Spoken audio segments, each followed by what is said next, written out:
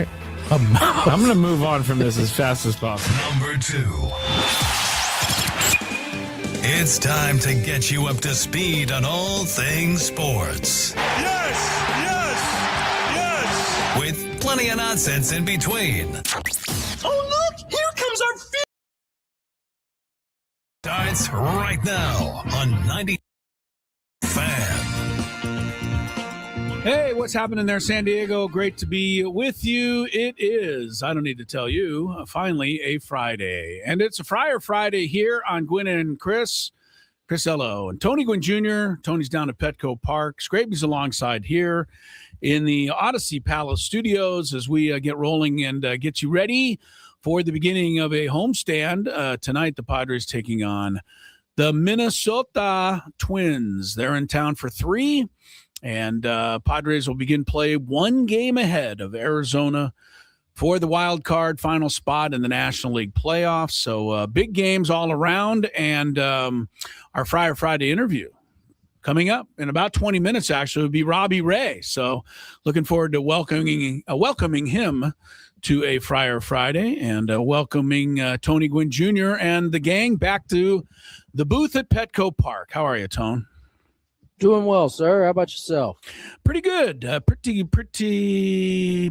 good. Yeah, all's good. Thanks, Larry David. Yeah, I know. That was all I had. I think he only says that because he can't think of what else to say next, because that's why I said that. Yeah, I didn't really have anything beyond that, so I kept saying it. Pretty good. Yeah, it's another interleague series, and I think we've talked that to death. We're not a big fan of all of this interleague play.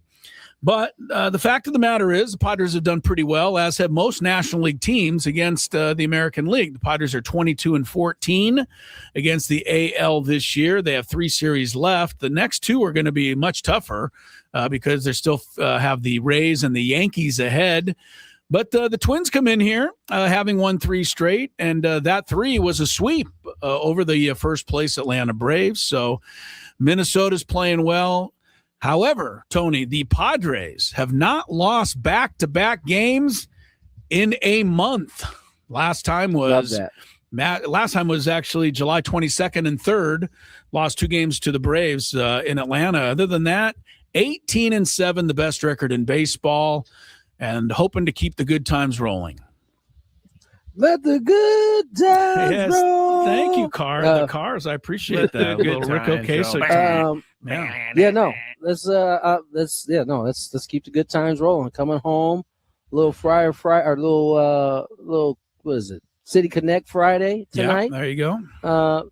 Twins, as you mentioned, have won 3 straight. They are the holder of the last wild card spot in the AL, and the Padres need to take care of business at home.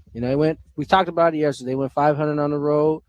Come on back to the home cooking and get yourself some W's.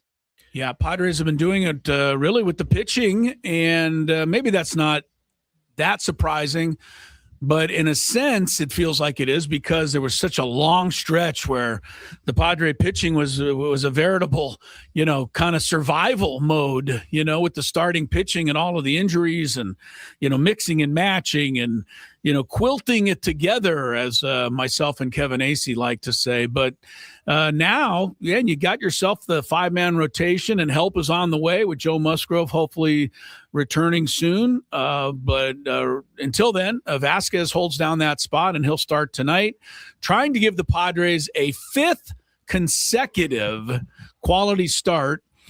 And when you look at a quality start, it's really not that great. It's 6 innings or more with 3 runs or less, earned runs. So if you go 6 innings, allow 3 earned runs, that's a 4.50 ERA, but it's also a quality start. And when you think, well, it's pretty easy to do, the Padres have 4 in a row for the first time since May of last year. So it's not that easy to do, apparently, Tony. And the more quality starts, the more, first of all, the rest the bullpen gets. And obviously, if you get a good start, you keep your team in the game, and you have yourself a chance to win. It's funny because, some of it is because guys can't. Some of it is because teams aren't willing to take the risk of letting a guy maybe get through some traffic or some jams. Either way, that's what it is now. And the fact that the Padres have gotten 4 of those and they've gone 2-2 in those, that needs to change for sure, right? Because those are Padres didn't, as you said, they hadn't had 4 straight since last year. So I think when you have a ton of those, it leads to a lot more wins than losses. So you keep putting yourself in that spot where you're getting 6 or more, whatever, and you're holding teams off the board. Because a lot of times for the Padres, I think Michael King might have been the only one of the 4 that gave up like more than 2 runs in that 6 innings of work. Yeah. I think everybody else was throwing up either 1s or 0s. You're going to win a ton of those games. And so keep throwing the ball like that. I mean, even Vasquez put one together, not his last one, but the last time he started, he went 6 himself. So 6 you can if you can continue to do this, I like your chances irregardless of whatever else is happening in the game. Absolutely. And, you look at this offense, at least look, it's turned the entire season around. I mean, we've documented it on July, I think it was 10th was the turning point game. But before that day, the Padres were last in every conceivable category. And since that day, they're first or second in every conceivable category. But the offense, at least I would say in 2 of the games in New York, showed some of those things that have been driving us crazy a little this year. And that basically is not cashing in opportunities. And you got to get back to that starting tonight against the Twins, because the Mets, to me, just did not pitch well in that series. Maybe McLean got going there in the last 4 innings or so. But other than that, they didn't pitch well. They were behind in the counts, runners on base all the time. The Padres just did not make them pay. So, like I said, we smoked those 2 games off in New York because it should have gone. They should have won those 2. Yeah, I thought.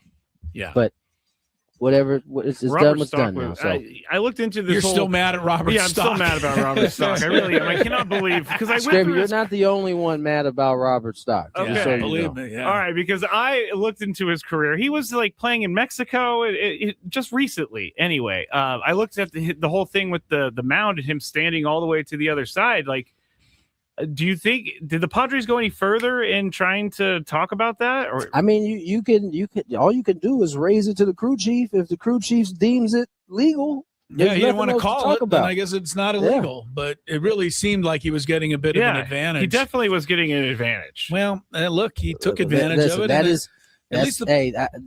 The Ron Darling, who was in the other booth, and Jesse kind of went over there.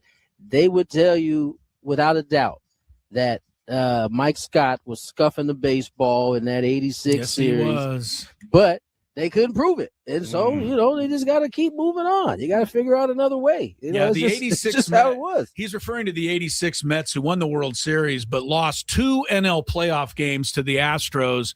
Both were shutouts pitched by Mike Scott, who was a good pitcher but also cheated. And do you know this for sure? Yes, and the Mets knew it for sure too. Oh. They couldn't. But how can you not prove it if it's known for sure? It was a different day. I mean, it was a different age, a different world. Mike Scott was really good at it, but he was throwing pitches that were disappearing. He was striking out 12, 14 batters every game. Hey, the Mets couldn't touch him, but they beat everybody else. So this is the crazy part about the game back then and now, right? If a guys in the that time, 80s, 90s. If someone fouled a ball off, they wanted that ball back because it had a scuff on it, and they could make it do. These guys throw balls out like they don't even want to even all the time. Deal with it. They throw them out. Used to get the ball could barely touch a pebble of dirt. They're getting rid of that bad boy. They don't want. They want a clean baseball. I think has Mike Scott ever come clean actually and said he scuffed the ball? I don't know. I know. I've talked. The Dodgers were pretty decent around that time too, and my Uncle Chris will tell you to this day that they knew Mike Scott was scuffing the baseball, but they couldn't prove it. They could not do anything. I just found an article, November 4th, 2011. Title is Mike Scott admits to scuffing baseballs. Hey, all right. And it's on NBC Sports, so I tend to believe it. That's how wild the 80s. I mean, my man had a sandpaper underneath his glove and would like just take the whoop right there with the baseball. Here's his quote. He's not necessarily admitting to it. He says they can believe whatever they want to believe. Every ball that hits the ground has something on it. I've thrown balls that were scuffed, but I haven't scuffed every ball that I've thrown. Yeah, sure you haven't. So Not every ball. Yeah, Some of the balls were already scuffed. You know who you really want to ask this question to? First, the Mets, because they remember what happened in the series. But you can also ask it to the Giants. And in particular, I would think Will Clark. The Giants were no hit by Mike Scott in the final game that clinched the division that year. And I'm sure Will Clark remembers that, and not so fondly. I'm sure he does too. Yeah. Will Clark, of all guys, does not forget. No, something he like would that. not forget Nah, that either. Will would never let that. But that's funny that Ron Darling brought that up, Tony. The 1986 playoff was now 40 years ago, and he still remembers it like it was yesterday. So that is funny. All right, tonight the Padres and the Twins, they will get rolling around here at about 6:30. We'll have Sam Levitt's pregame show before that. Don't forget Robbie Ray, our Friar Friday interview. We have all the regular Friday stuff, including, I think, a really interesting revealing countdown today, talking about life on the radio. So stick around for all of it. Gwynn and Chris, we're underway. We're here. Tony's there, and it's now time that I can go to break, according to the hard-charging and very following the clock, Matt Scraby. It's Ben from Ben & Woods. Are you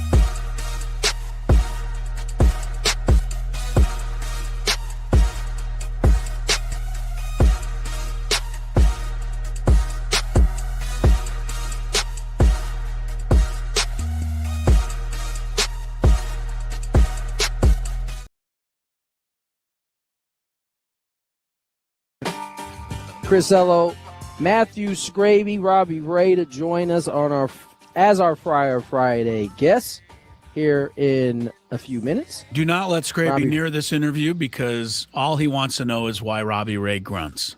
And I don't think that that's an appropriate question. I'm over it. You're not over it. You He refer started to it twice. every What, time. he started twice now? I'm used to it. No, you're not. It's just You don't shocking like when it. you see it once every year. You don't like it. Bugs you. It's new. I think that's a fair question. It's new for us San Diegans. Like, I don't think a lot of people know. But I'm not going to ask it. No, I'm not either. So that's why I said the tight pants question. if you want to know why he grunts, get Scraby to track him down for you because we're not asking him. Not going down on our. All right. It is Players Weekend. We have not discussed this. Oh, it is. Is this where you get to put your own name on the uni, all kinds of stuff? I'm not sure exactly how it's going down. I know that remember, we used to wear like a completely different uniform. They're not doing that. Right. Obviously, it's City Connect night, but they do have nicknames. I'm just not sure if they're going to be on the jerseys. So here is your Players Weekend nickname guide. Luis Camposano, Campy, Yeah. Ty France. I like this one. Big Eiffel. Big Eiffel because of Ty France, and I saw some T-shirts that said Big Eiffel, and I saw them out on Instagram, and evidently they're kind of in demand. Whoever made those, it's a great shirt. Want to buy sounds them. like people want to buy those. So Sung Moon Song, Mooney, Jace Bowen, J-Bo, okay, Austin. This is so baseball. Austin Hayes, Hazy. Boy, he stayed up late for that one. We don't even try on some of these. Hayes, what do you want to be? How about Hazy? Perfect. It's great. Luis Rengifo is FIFO. FIFO. Yeah. I don't know. It sounds like Players Weekend is a dud at the moment. We better get some better nicknames than that. We'll get to the rest of it on the other side. Let's bring our Friday guests on. Padres starting pitcher Robbie Ray joins us on this Friday. Robbie, thank you for your time. How are you, my friend? Good. How are you? Doing well. Year 13 for you. I mean, I know for most guys it goes by extremely fast. I mean, does it feel like you've been in the league this long at this point in your career? Yeah, I mean, it feels like you blink your eyes and it's gone by. It definitely. I feel like every year it gets faster and faster. Yeah. Robbie, so with that in mind, I'm sure you like to try to drink it all in a little bit and go out and appreciate the opportunity that you still have. Talk about, working your way into the new mix here in San Diego. And is it kind of fun to join a new team and keep things fresh a little bit? Yeah, it's definitely, it's fun. It's a fun atmosphere. It's a great team. These guys like to have fun, but they also work hard and you can see it on a daily basis. And, it's just a really good group of guys and being able to be here for a couple of weeks now, being able to settle in and get a quality start under my belt with the last one has been great. Robbie, you've been a man that's traveled this league pretty well, and it's been mainly on the West Coast. And for a guy who's from Tennessee, what's your thoughts on being on the West Coast so much? I already know that it's probably the worst travel you have in the league, but outside of that, do you enjoy playing on the West Coast?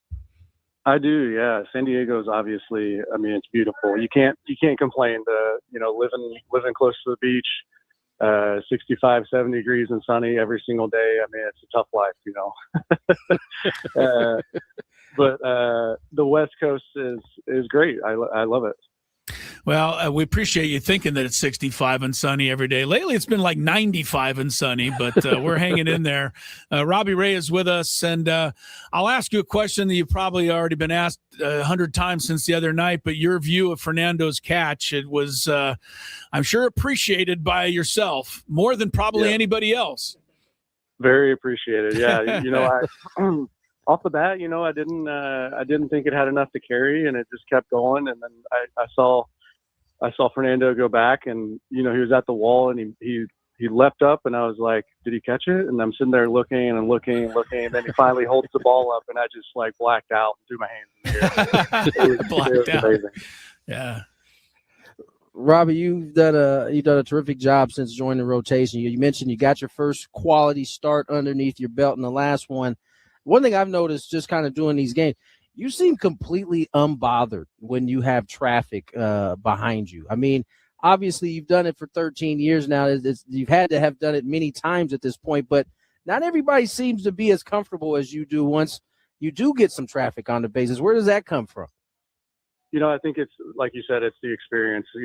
I've had it throughout my career where, earlier on in my career, I was more of a punch out guy. I was racking up the strikeouts. So, the comfortability came with, you got runners in scoring position. It's like, I'm just going to strike out these next two guys. But, Right. This year, I've became more of my ground ball percentage is higher. And so in those situations, I feel like putting the ball on the ground and getting a double play. I feel comfortable, kind of with all my pitches in that kind of aspect. Yeah, I love that question, Tony, because, watching you, Robbie, I mean, I almost feel comfortable when you get a guy or two on, and normally that's an uneasy feeling, for the fans and for everybody. But do you feel like you pitch a little differently with guys on, and maybe you try to be a little more fine, work the black part of the plate, or when there's nobody on base, which has led to a few more walks? But then after that, you don't walk anybody because you're maybe not being as fine. And I'm guessing here. Hopefully you can take me into your mind a little and how you're going about it. Yeah, I think it's more so just like bearing down in those situations. It really comes down to, when those walks happen, it's, maybe it's a lack of focus or something with the delivery is not as crisp. And in those situations with runners on, it's like, okay, this is a moment that you really have to bear down and get your team out of this. Robbie Ray joins us here, Padres starting pitcher, one of the Padres starting pitchers, throwing the ball tremendously well right now. Robbie, as you talked about being a punch guy early in your career and then having to kind of morph into a guy who, as you said, your ground ball rate is higher than has been. What was that transition for? Like, that's not an easy one for guys like yourself who have spent the majority of their career getting the ball by guys. Has that been an adjustment for you? It has, yeah. I think the ABS system has kind of changed the way that, guys like me pitch, because back in the day, you could kind of just abuse the top of the zone, and that was something that you could get away with. But now it feels like the top of the zone has been brought down with the ABS system. And so you're having to pitch more in the hitter's nitro zone to below the zone to get the chases. And, that's something that, adding the sinker and adding the changeup has been able to help me get that bottom of the zone a little bit easier than, with the four seam at the top. Robbie Ray started his career a long while ago. As Tony mentioned, the time's gone by quickly. It says here you were planning to go to college, play at Arkansas when you were drafted by the Nationals. Discuss your decision to go into baseball, and 3-4 years after that, you were to the big leagues. So it seemed to work out pretty well. Yeah, ultimately it came down to me wanting what I wanted to do with my life, and that was be a Major League Baseball player, and to be able to get the opportunity to start that at 18 instead of and foregoing the 3 years of college and then re-entering the draft, it made more sense for me to kind of start that pursuit of that dream. Robbie, you mentioned ABS. It's been an adjustment, I think, for everybody. I know obviously we've seen that top of the zone certainly come down. You're not getting those calls above. I mean, besides that point, do you like ABS for yourself?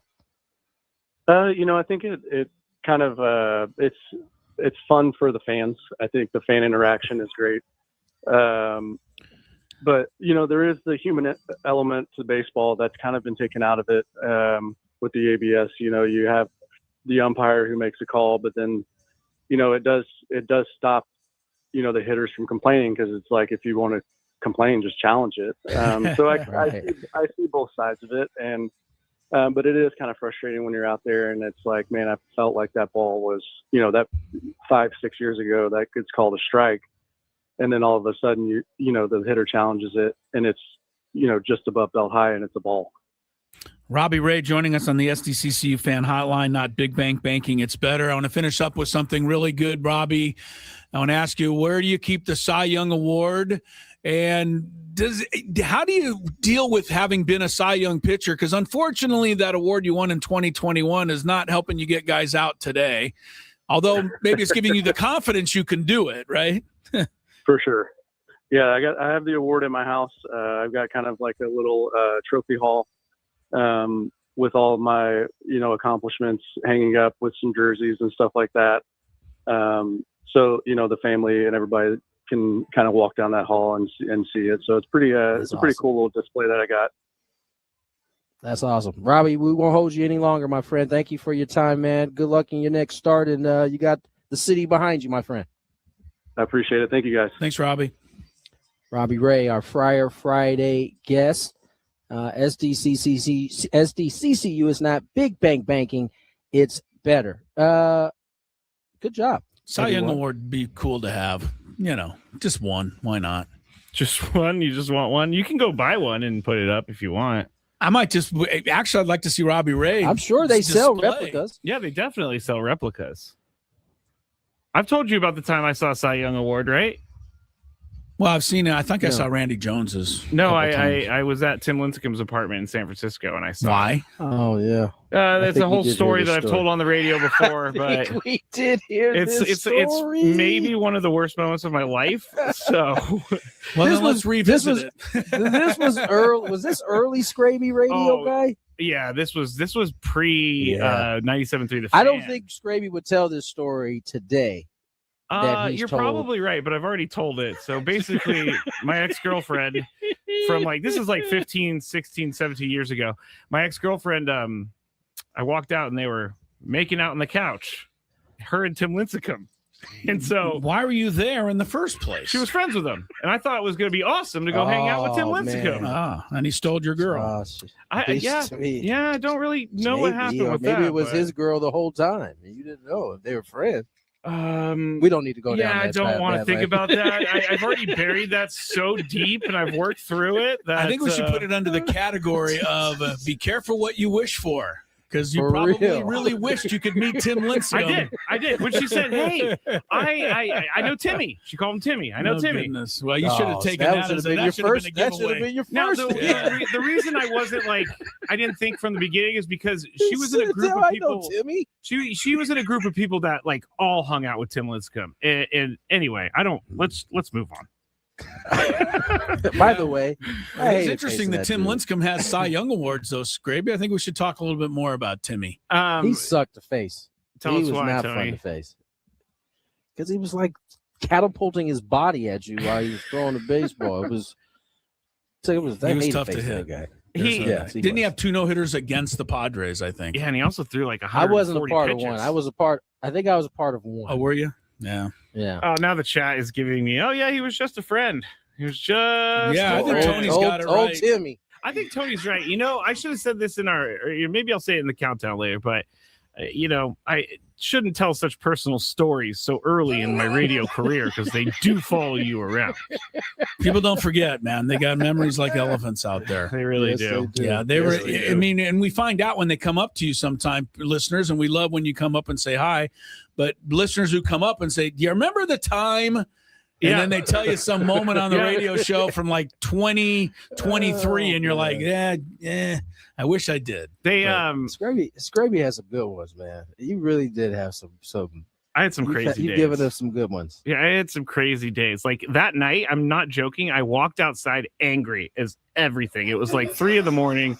I was trying to find. You said you didn't want to revisit this. Now I'm telling you what happened after that. So it was 3 a.m. I'm waiting for a taxi. Some drunk guy comes driving down the street and crashes into a car across the street. It was what is happening in my life right now? It is insane. Did you ever think that maybe you were lucky because he didn't crash into you? You were messing around with Tim Lincecum's girl, and you're lucky that he didn't make the connection? Wait. You just said Tim Lincecum's girl. That is. I'm just saying. Maybe it was. At the time in our relationship, we weren't the greatest, and we weren't necessarily 1,000% Dog, together. you know how but we were bad you have to be for the girl you go to somebody's house with to be making out with somebody else? Why do you when think I come out drank, of Tony? Why do you think I drank so much? Yeah, That would Incidents drive you like to that. it. Incidents like that. It's all good though. I got a great story. I got to see Tim Lincecum. Boy, that's worth it. Yeah. Well worth it. Yeah. Oh, Jeff says he no hit me. We go to break now. No, we need to. We're talking about dead air later. Why did I just let all that air be dead? You're very into being on time. We have to wait 8 more seconds. No, Now we're Tony good. can do it. We're good. Let's get to break. What are we doing on the I other have side no of this? idea. Picking up I'm the going pieces home. of this I'm segment. going- yeah, we're gonna do a therapy session. More Gwynn and Chris. Gwynn and Chris on the Fan. Brian Dunseth, MLS season pass analyst. I'd love to have you up in the booth. You can check it out from our perspective.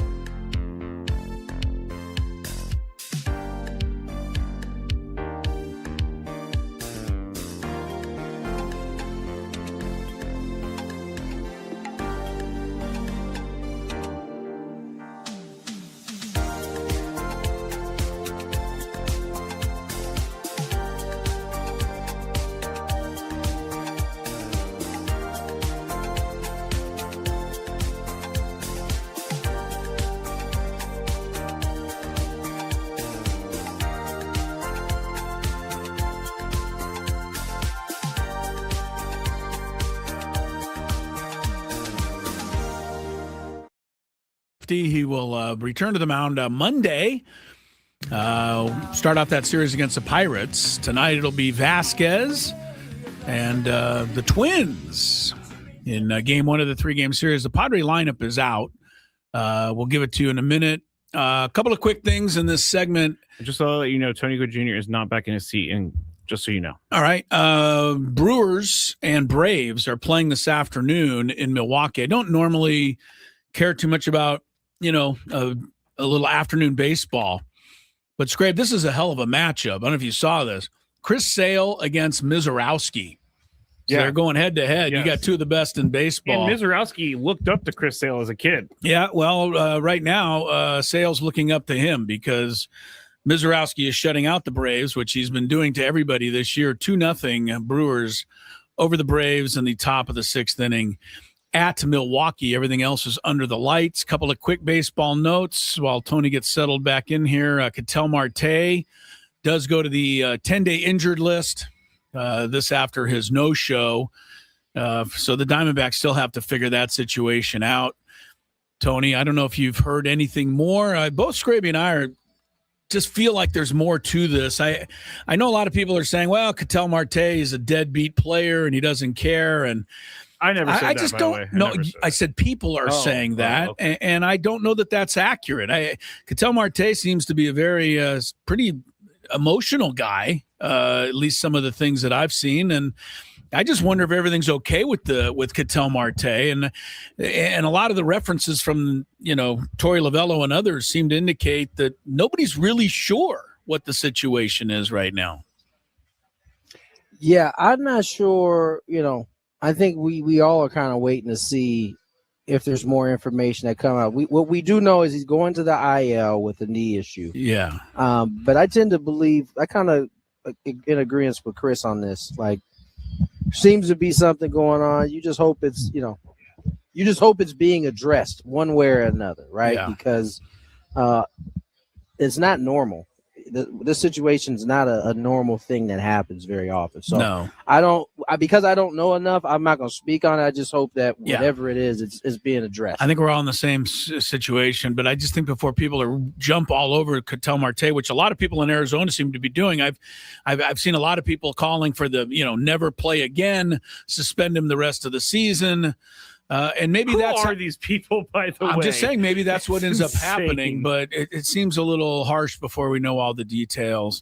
A couple of quick NBA notes, I think, of interest with the season coming up soon. DeMar DeRozan, old pal, joins the Nuggets, and Klay Thompson going to take his game to South Beach. Apparently, he's going to join the Heat as a free agent. So a couple of, names that people recognize moving around the NBA.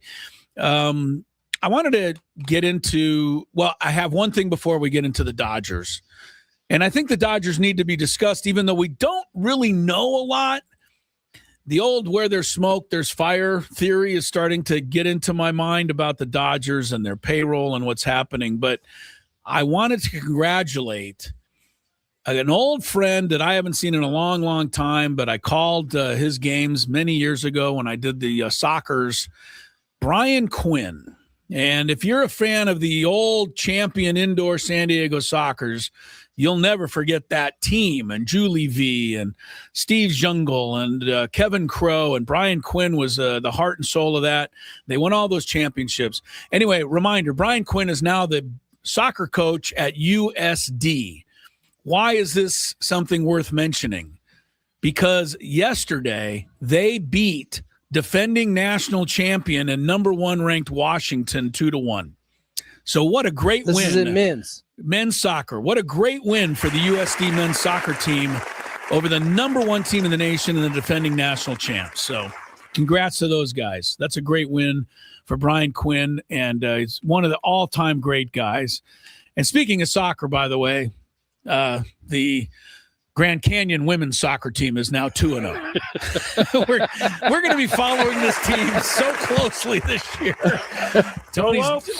Tony's daughter, I don't know, can you put the clip up for people to look at on YouTube? It would take me way too long. All right. Well, I wish you could. You can see it on my page. Just go to. Okay, Tony's got the Jr. clip. It's online.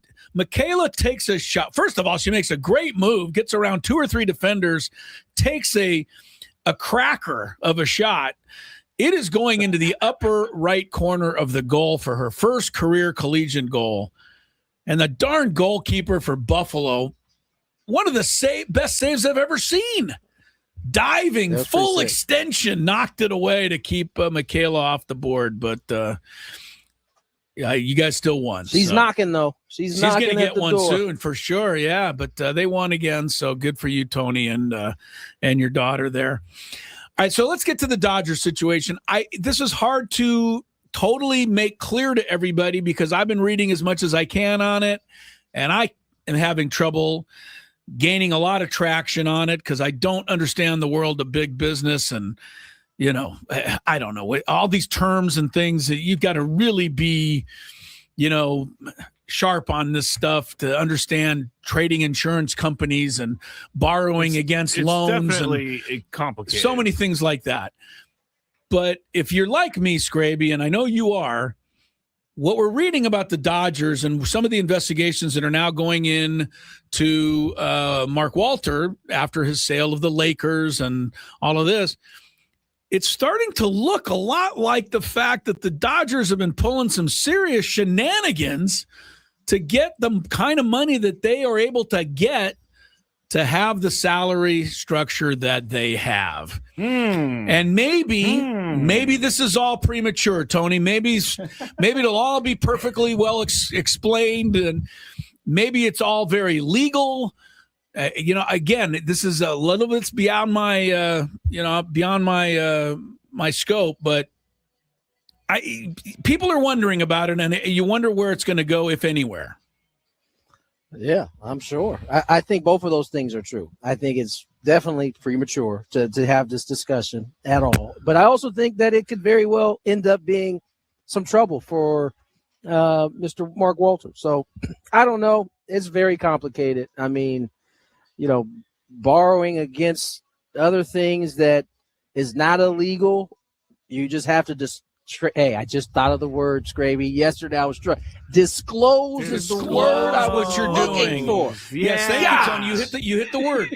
They're supposed to disclose the kind of money they're borrowing against the insurance companies that he owns, and the charge evidently is that he really just hasn't been 100% truthful with all of that, and Right. that's allowed the Dodgers to pile up a lot more money. There's also something to do with their TV revenue. By the way, that they're it's not not sharing, just- and that's because of some crazy little coincidence. By the way, it's all of his businesses. It's not like Yes. he's doing it for the sole purpose of the Dodgers. He's doing this he allegedly is doing this for Right. all of his businesses.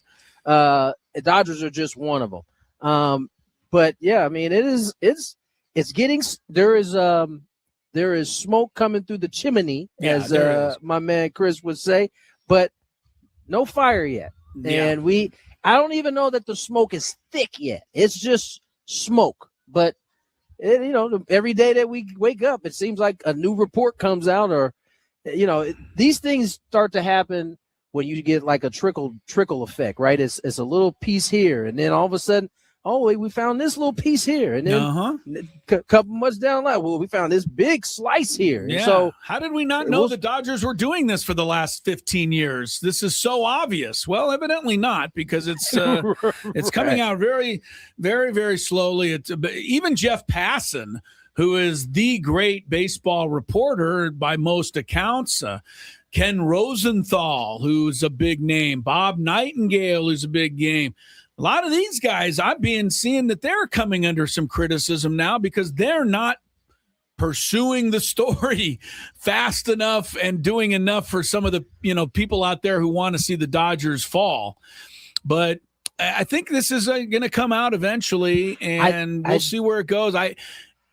My first thought is that they may not have broken a law to the letter of the law, but I believe that they have certainly pushed the envelope. They're playing on the edges for Yes, sure. I think they've been on the edges, and maybe they crawled over the edge a few times. And maybe that has helped put them in the position they are in to be able to have the kind of money to afford the salaries they're paying. So if that's the case, baseball's going to find out too, because we're coming up on a lockout. So all of this stuff is going to be dragged through the mud one way or the other. By the way, that is not something that ownership group, if this is true, wants to have happening at all. Like, other owners are going to feel a way about that. That's right. I mean, they want to unite the owners right now against the players, right. But they might be fighting with each other. Fighting with each other over if this is true. Again, if any of this is true, this would not be a good thing for a group of folks that are all billionaires, and you're trying to get them on the same page. You don't need even the smallest little hiccup can throw that off track. Here's the other thing because this is the story in baseball. The story in basketball is the Clippers, and we've kind of gone over this a little bit with what's my man's name, Scrape? You listening? I know you over there on the computer. I'm listening. Pablo Torre? Yeah. Pablo Torre. It was interesting to me. I don't know if you guys peeped this, and it's been kind of the subject of conversations on some of the shows, that, through all of that reporting, right, the NBA never really disputed any of it. They kind of just left it alone. I don't know if you guys peeped the ESPN story last week where they basically came out and said there was going to be no punishment to the Clippers. Right, because the NBA couldn't find anything, they said. But did you see the NBA statement to the ESPN's article? Basically, They came out and said there are some inaccuracies in this story. Now, mind you, these two are partners. ESPN and NBA are in a partnership. They didn't dispute anything Pablo Torre said or any of those folks who were reporting it. But then the moment ESPN comes out, who they are in partnership with, they disputed that. And if you read their statement, it was like a smackdown almost. And I just wonder what is going on there, because Pablo Torre said a whole bunch of more damning things than the NBA, than ESPN actually wrote about, but they went out of their way to dispute the ESPN statement. I don't know. It's just to me, there's a real development happening with journalism and them reporting on these big stories. Now you're getting to it, Tony. This is the problem. This is the big problem now, because what is happening?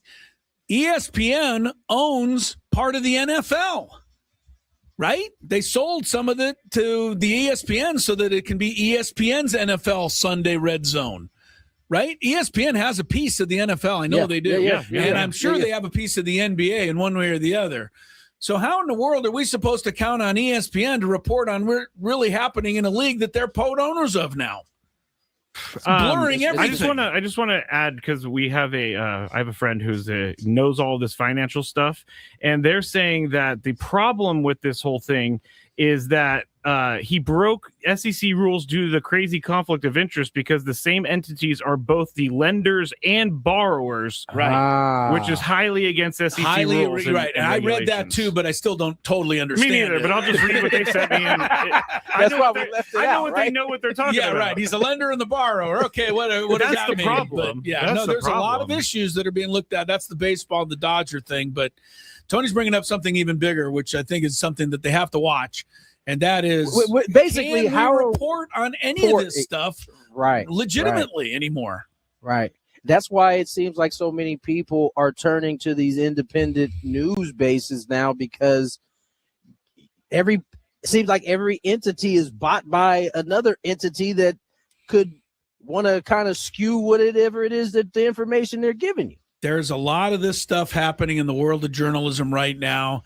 And if we have a second to just get to, there's a guy named Matt Calkins who wrote for several years as a columnist for the UT. He has worked for the Seattle Times for the last half dozen years. He quit and resigned yesterday or 2 days ago, and it's making some national news because he said he wrote some columns that they didn't necessarily want published in their paper because he was saying some opinions, whether they agreed or not. The fact of the matter is they called it spiking, but they were not allowing him to put those stories in. And he resigned, trying to make the point that if we're going to continue putting a limit on what we're allowed to say, what we're allowed not to say, well, that's the First Amendment is there for a reason. And there is a freedom of the press. There is a freedom of expression out there that in a lot of ways is being challenged. And, I hope we never give up the fight to keep it because it's pretty important, I think. So no doubt. I'll get rid of the First Amendment if it keeps you in line. Anyway, good luck to Matt Calkins because he's a guy that I did meet when he was down working in San Diego. And, I think he's doing something really important right now. He really, truly is. He's sticking up for a lot of people who want to be able to express what they, should be able to express. All right. Sick Pablo Torre on the Dodgers and let me know what he comes up with, Scraby. That's what we need to get after. He's probably already looking into it. Pablo will get him. That's the problem with being the internet's investigative reporter is that you have to investigate everything. Go get him, Pablo. More Gwynn and Chris coming up.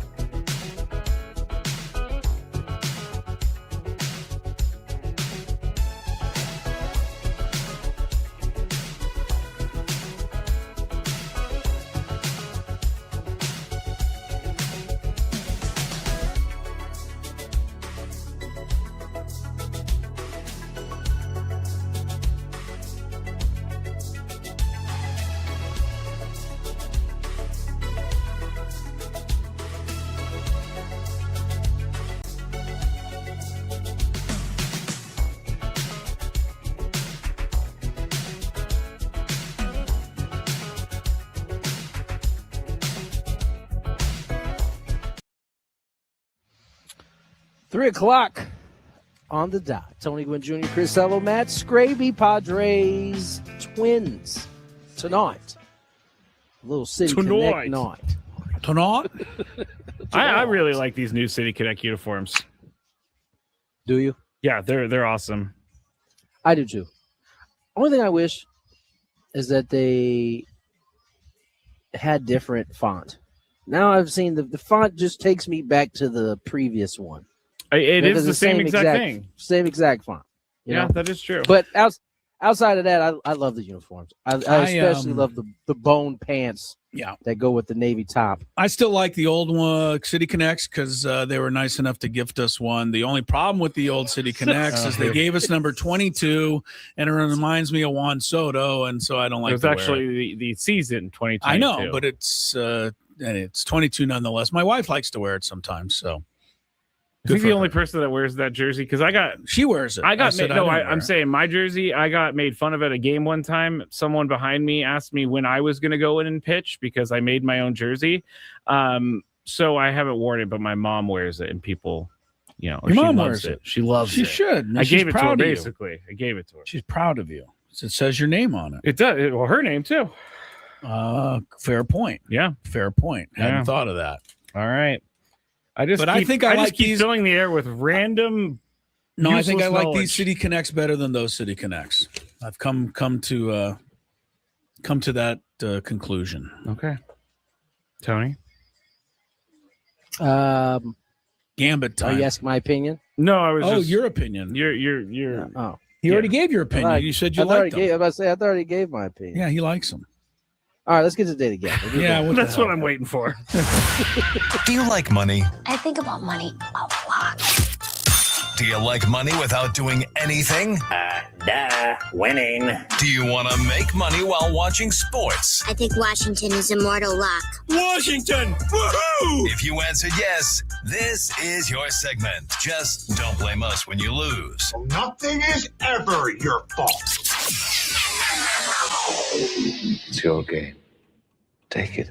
Gwynn and Chris go through the top bets of the day in The Daily Gambit on 97.3 The Fan. Daily Gambit is our daily sports betting segment here on Gwynn and Chris. Please, everybody, gamble responsibly. We're broadcasting live from the Bill House Studios where we know how. And the first bet, I knew how because the Yankees, -1.5 on the run line against the Beaks or the Orioles. Yankees win 6-1. You guys chose the Orioles. I chose the Yankees. Now, here's a crazy one. Total runs. Who had more runs in their game? The Angels at the Astros or Washington and the Nationals and the Rangers? Nationals and Rangers were 2-0. So 2 runs. Angels at Houston. The Angels won 18-3. So Angels in Houston won. You guys chose Washington. Angels got 18 runs. They may not score again for a month. That is very true. Jordan Alvarez over under 3.5 runs plus hits. Runs plus hits plus RBIs. We all went over. He only had 2. He had a run and a hit. 49ers Chargers over. I knew I should have stuck with my original. You did thought. change. So stupid. Well, he would have made it, but I think they took him out of the game because they were it got out of losing hand. so much. 49ers Chargers over under 38.5 total points. Chris and I went over. Tony went under. It was 41-17 49ers, 58 total points. Yeah, typical 49er performance, rubbing it in a preseason game. I'm not even piling up the score in a preseason game. I'm not lying at all, but I forgot this game happened, and I don't even know what happened in it other than they scored 41. I got a video of my my barbershop friend DJ. Okay. He made the proclamation today that they were going to win the Super Bowl. So I took a video of it. Okay. And I'm going to hang on to it. Okay. I'm going to hang on to Who's it. going to win the Super Bowl? 49ers. Oh. And when they win the Super Bowl. I have a feeling this is going to age like spoiled milk. Why? There's a Reddit thread called "Like Spoiled Milk" with stuff like that. This would fit in that one. Yes, Chris. All right. I just want to know why Tony's friend hates me so much. Why you? I mean, if the 49ers won the Super Bowl, does anybody have any idea how miserable my life would be? What do you mean? Coming in here with you? What do you mean? What do I mean? I mean, they've played in 2 Super Bowls since we've worked together. Maybe Thank even goodness 3. They lost them both. They did. Fernando Mendoza over under 120 passing yards. You guys went over. I went under. He had 80 plus that 80-yard pick six would be 160, but that doesn't count. Indiana Fever minus 2.5 against Dallas. You guys chose, or Chris and I went Indiana. Tony went Dallas. Dallas won 91-85. Paige Beckers and Caitlin Clark. Caitlin Clark had 10 points. I honestly did not get to Paige Beckers yet.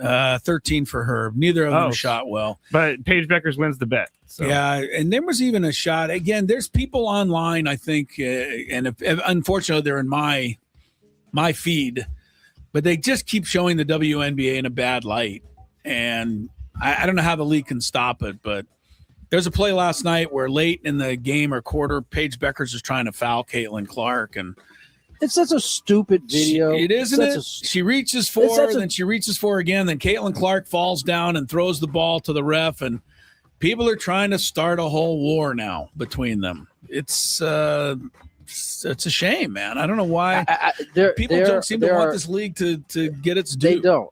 I don't think people. There are a lot of those people hate women. I feel like they just are trying to knock a good thing that's happening right now, because that play is so just normal. When you're trying to foul, the ref didn't call the first foul, so she had to then reach for her again. Exactly. And so got the foul call. You can understand Caitlin Clark being like, "Yo, just call the first one." That's right. You don't even know who she's mad at. They don't even make eye contact basically either. So just. People are just making up stuff to put the W in a bad light. Well, Travy's favorite player, Agubanwale, had 32 last night. How about some highlights of that? Yeah, I mean, I would love to see Agubanwale score 30. The problem is that I feel like it's being covered more.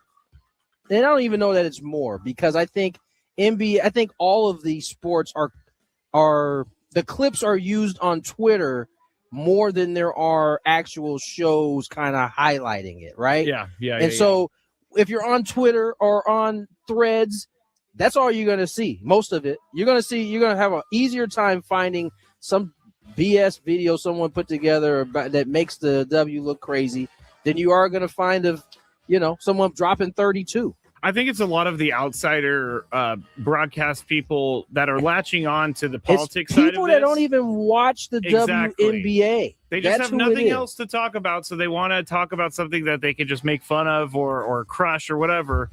But, yeah, a lot of people have hijacked what the actual WNBA is all about. I like what Tony said, man. I think they hate women sometimes and just don't want to see them succeed. I don't disagree with that. Stop doing that, because these women are succeeding, whether you want to support it or not. I mean, Angel Reese is another one, Tony. She is shooting like 60% from the field this year, but I've never seen her make a shot, because all they ever do is show her miss layups on the field. And that's what I'm saying. All I ever see. She's scoring 17 a game, so she must make some of those, but they don't show any of them. All right, leave the WNBA alone. If you don't like it, don't watch it. Don't watch. Yeah, it's not that let somebody else. Let the other people who are trying to enjoy it. But what else are these political commenters supposed to talk about? Yeah. No, you're not wrong. All right, let's get a couple of. Go ahead. Political commentary has never been better. Okay. Better. I mean, better as in like topics and things to talk about, and I can't even remember a time when we didn't have craziness going on. Anyway, go ahead. It's all crazy. I needed a delay because I've lost my sheet. This is why Chris needs to get into the 21st century, because this is happening far too often. Oh, because I write something down somewhere and then I can't find it. But what if I was using the computer and I put it on a page that I couldn't access? You hear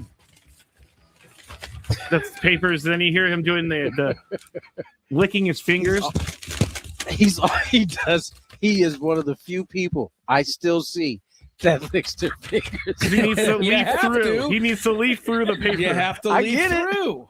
I get it, but everybody's a germaphobe these days, so it stands out a little bit more. Not me. He knows. Yeah, Scraby knows. I'm totally not. I have to eat food right off the floor here, because if I leave it on the floor, Ben Higgins will not like the fact that his place is messy Monday morning. Well, I mean, it's just a common courtesy to clean up after yourself. I do, so I just eat the food. And you know what's funny is I'm still, walking this earth just fine. You germaphobes. Hey, just want to remind y'all, flu season is around the corner. Mm-hmm. The only time Sure I've ever, is. the last time I got the flu was the year I took the flu shot. So I just want to make that clear. No, Padres, I think you just have bypassed it when you got it. He just was like, "I'm okay, I'm fine." I think you build up a nice resistance to germs by disagree. encountering germs. You know, we said this yesterday. Unlike other people who don't ever want to go near a germ. And then when they actually get exposed to one, they're in big trouble. They're in trouble. Hey, how many times have you been sick on this show, and how many times have I been sick? You've been sick at least 100. I've been sick like 3 times. Okay. How many shows have I missed because I'm sick? Well, how many? But that's how a different many? question. The different How question, many? the real question I want to ask is how many shows should you have missed because you're sick? Because Chris does not respect the people in the studio and comes in while he's like, ha, ha, ha. I'm okay, everybody. And he knows where I'm going with this. This criticism coming from the man who gave me COVID. Get over it. You brought it into the 7 studio. years ago. You brought COVID into the studio. At least I just bring a little cough in here. It's not a little cough. You had to go home one day because you had no voice. This is what we talked about in the break yesterday. For some reason, Chris is the same age as my parents, and it drives me nuts because his generation will not accept help or make things easier on themselves. It's like, hey, I got to do this. Well, you know They got what? to pick themselves up by their bootstraps, man. They can't It's be getting your help. crazy. It's crazy. It's like, hey, you could use these cleats to go play soccer. Nope, I want to use these shoes with no cleats on them because that's how we did it back in the day. You have to, you can't walk uphill in the snow to get to work. with Exactly. cleats on. Exactly. No, you can't. You exactly. All right. I don't know Scraby, how we got here. You gave me COVID is how we got here. That's always going to be That the is a bottom fact. line in that argument. But That is a fact. And We need to move and on. because I'm so good at dealing with the germs, I whisked the COVID out of my body in less than 1 day. That is not true. That is exactly true. I think Nobody Chris would let me come back to work for another week, but I was perfectly fine. COVID was horrible. It was not something to really joke about. That That's was true. hilarious, right there. I have He never- said no one would let me come back. To They work. wouldn't. I was sitting at home and everybody's like, I want to see you take a test. I'm like, I have never been so cold but so sweaty in my life except for when I got COVID. That was an weird experience. the 2 hours that you gave it to me were it's not. See, definitely this is painful. another thing about his generation. Just admit Make you were us sick. They can't. I can't. We have All a couple right. minutes to get some bets in. Padres are favored over the Twins by 1.5 runs.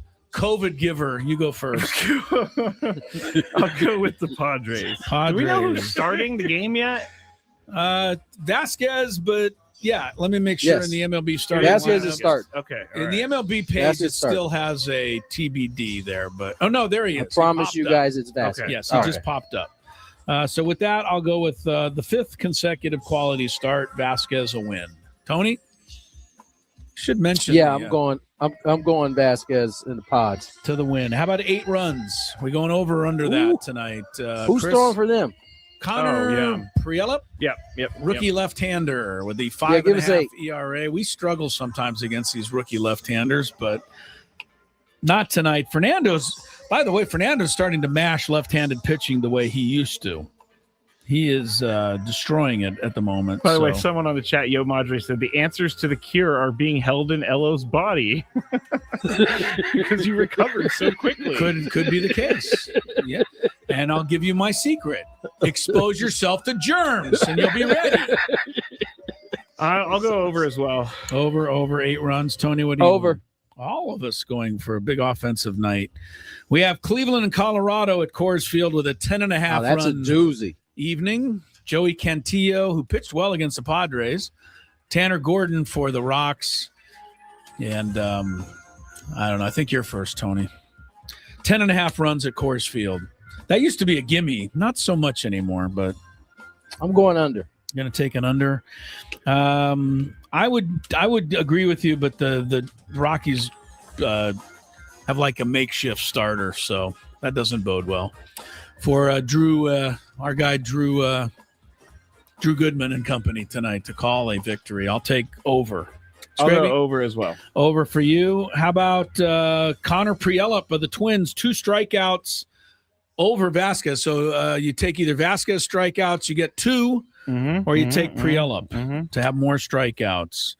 Scraby. You know, he's not a strike. Vasquez is not a strikeout guy. True. But Prielup is. He averages more than 1 per inning. the Padres don't strike out that much. Okay. I'm going to go Vasquez. You're going to take Vasquez +2. +2 helps a lot. I'll take Prielup because I agree with you. Vasquez throws the contact. He also could come out of the game earlier. Tony? Vasquez. Vasquez, he says. Total bases. Josh Bell returning to San Diego And he's tonight. on fire right He's now. been hitting well. You're right. He's in there for the Twins tonight. Who has more total bases, him or the all of a sudden struggling Manny Machado? You know, baseball goes so it hits you so fast that you're on fire, and then before you can even tell everybody the guy's on fire, you go into a little bit of a slump. And like Jackson Merrill went 2 for 21 on the road trip after he just crushed the ball for 3 weeks after the All-Star break. Now, having said that, I'll take Manny's total bases tonight. Josh Bell tries too hard in his return to San Diego. Tony? He's got something to prove. I will also take Manuel? I mean, nobody's going to go with Josh Bell here. Tomorrow, Giants -3, Dolphins. Huge preseason game. I think Malik Willis really shines. So I have no Dolphins? idea. Of course. We're going to root for the Giants. Root for them. I'm just going to say, I think Tony's going to take the Giants. I don't know. He can. Tony, you want the Giants? Giants over football, Giants football over the Dolphins. They're at Giants Miami. It's a -3. big game. Give me the Dolphins, baby. Attaboy. I'll go Giants. Chris, what? Chris acts like Do you- it's the worst team do that's you ever been think- assembled. Do you think here's a better question. Does Dart get hit again and end up in the tent concussion protocol thing, or is he still in it? I haven't heard, but Was that from the other day in the practice? They knocked him out? I don't think this guy knows how to play football without I'm lowering positive his head. he does not know how to run. Yeah. And I think, he might have been hit too many times. The fact that he was like beside himself on why he was in the tent.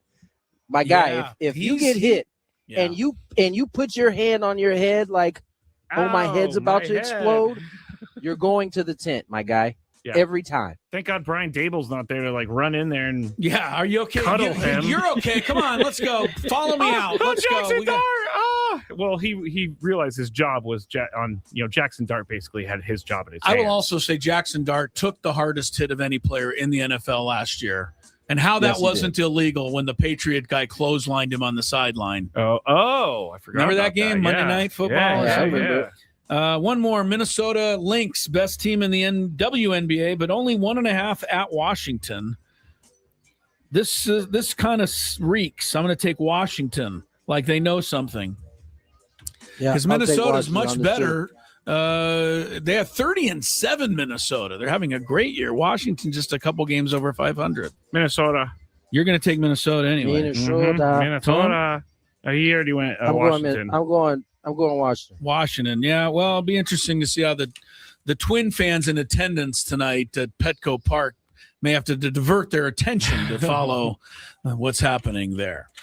All right, Tony is got to go down there and get his stuff, but we got 2 more big segments with him coming up, including a countdown and a big 5. Stick around for that as Gwynn and Chris rolls on toward tonight's Padre Twins game.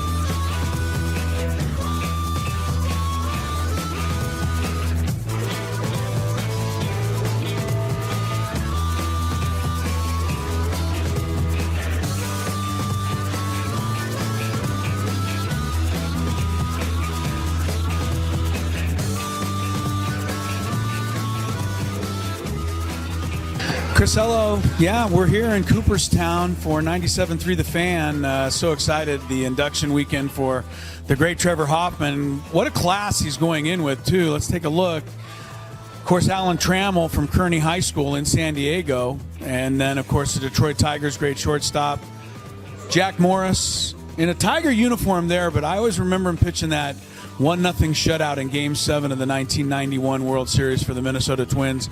Maybe the greatest postseason pitching performance of all time.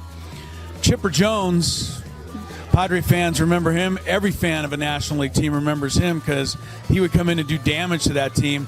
Only the second number 1 overall pick in the Major League Draft, Chipper Jones, to be inducted into the Hall of Fame. The other is Ken Griffey Jr.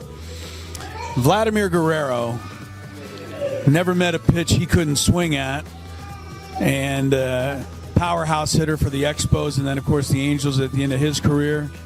Jim Thome, over 600 home runs, mostly with the Cleveland Indians. And then, oh, yeah, the guy down here on the end who used to get all these guys out all the time, Trevor Hoffman, the greatest Padre reliever of them all.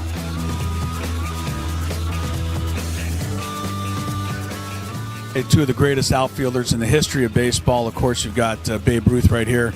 Ted Williams right over there. I was wondering who the third outfielder would be. And then, of course, it hit me. Tony would be upset if I didn't say that the third outfielder, who will someday probably be displayed right here between these two guys, is obviously Mike Trout.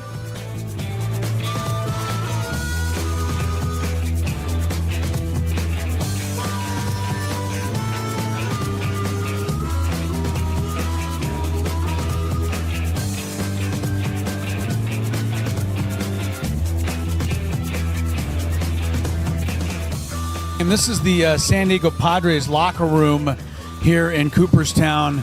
Obviously, a couple of jerseys there and hats, gloves, all-star stuff. I think the most interesting thing in this entire display, though, especially this weekend, is a picture in the top corner of Angus Young. He's the guitarist for AC/DC, wearing a Trevor Hoffman uniform, obviously playing Hell's Bells. I know that Trevor went to many AC/DC concerts and was honored by sitting in the front row to watch AC/DC play Hell's Bells in his honor. But there's a picture of Angus Young playing Hell's Bells for Trevor Hoffman, wearing the 51 jersey right there.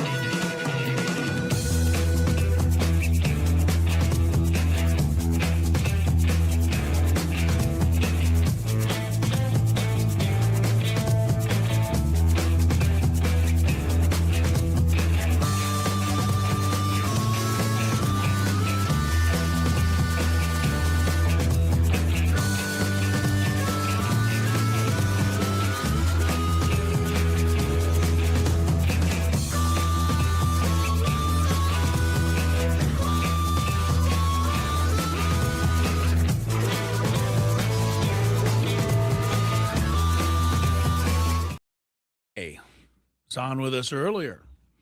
And if you missed it, you'll get a chance to hear it. He's going to reprise it in the 5 o'clock hour.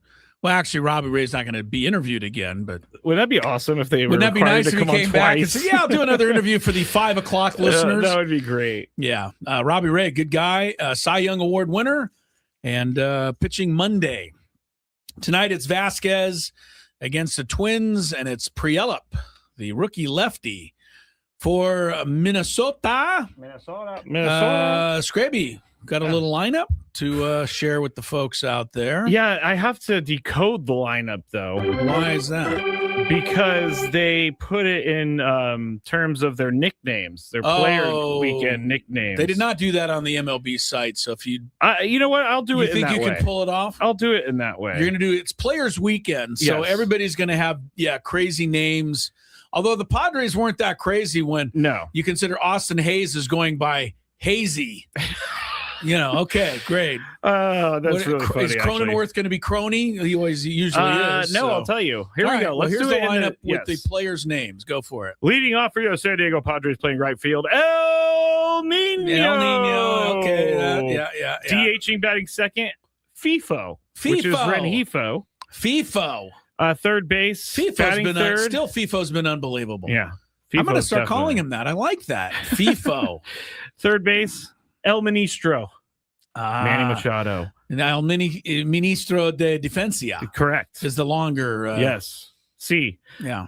Cleaning up, playing first base, Big Eiffel, which is Ty France. That is I don't a know good why one. I feel like that's it? offensive towards Ty France for some reason. Big Eiffel. Big is the word I don't like because he's a big. But he's the big part of the team. He's the cleanup hitter. He's the big guy. All right. You sold me. Yeah, he's the guy. Come on. Big Eiffel. I want a Big Eiffel t-shirt. Whoever's selling those, man, get those out. I'm sure it's on like Roto something. Think I could find it? Oh, definitely. All right. Batting fifth, playing center field, Action Jackson.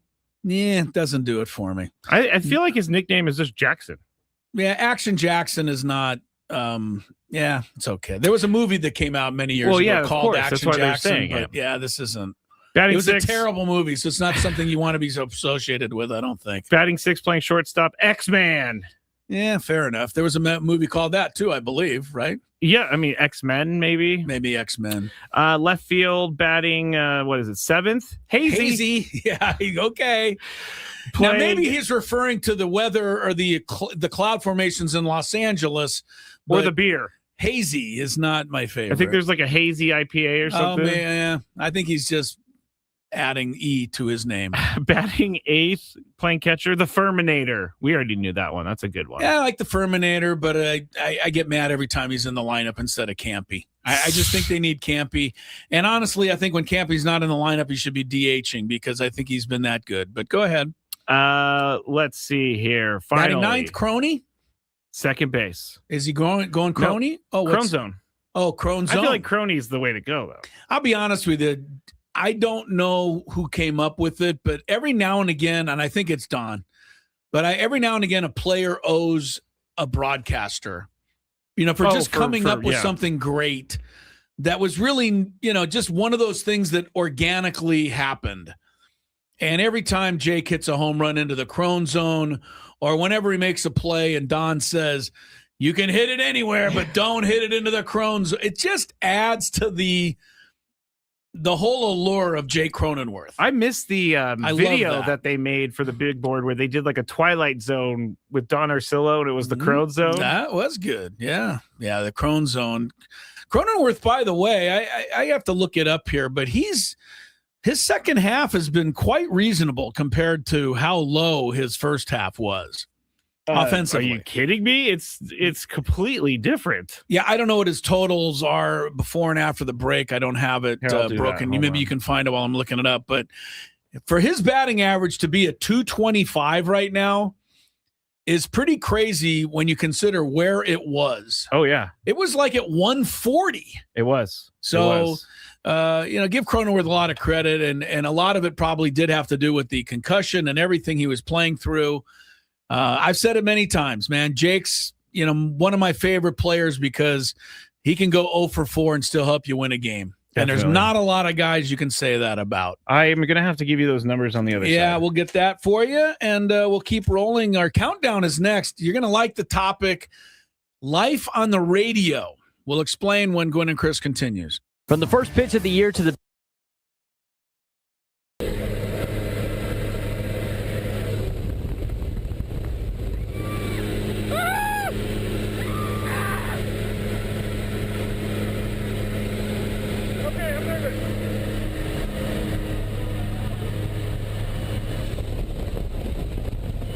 Stay low. Hands on the heart.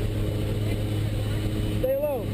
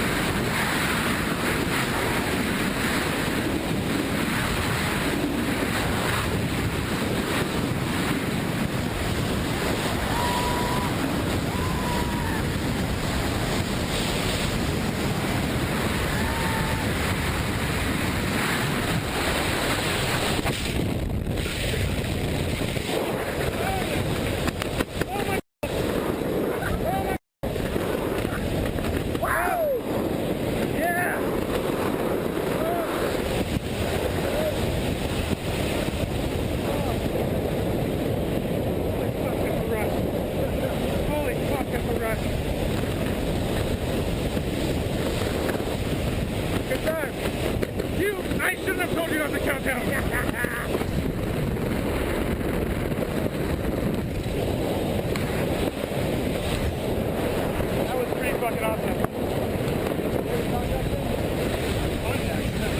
Okay, take goggles down to your neck.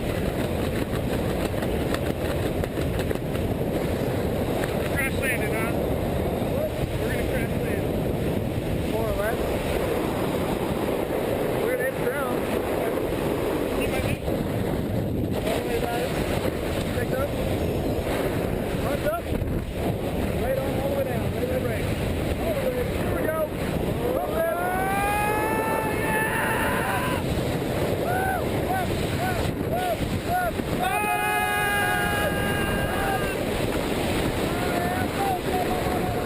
Woo! Stall. And arms up. Yeah!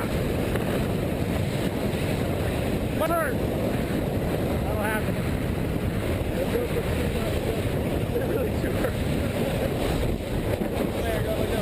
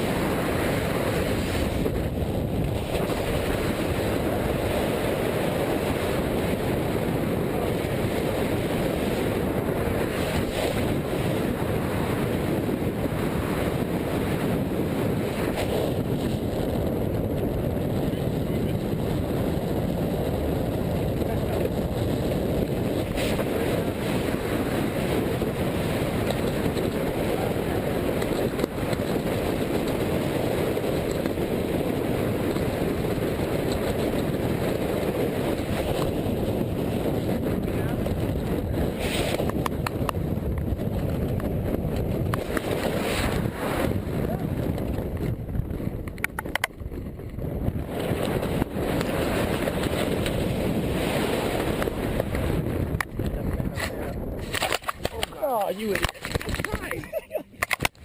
Typical tandem student right there. I tried. I wrecked your good job, buddy. Fun, huh? You need help with anything?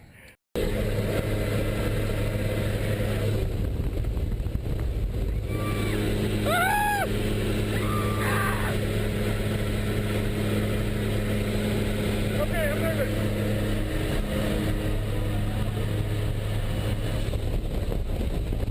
Stand up, stay low. Hands on the heart. Stay low.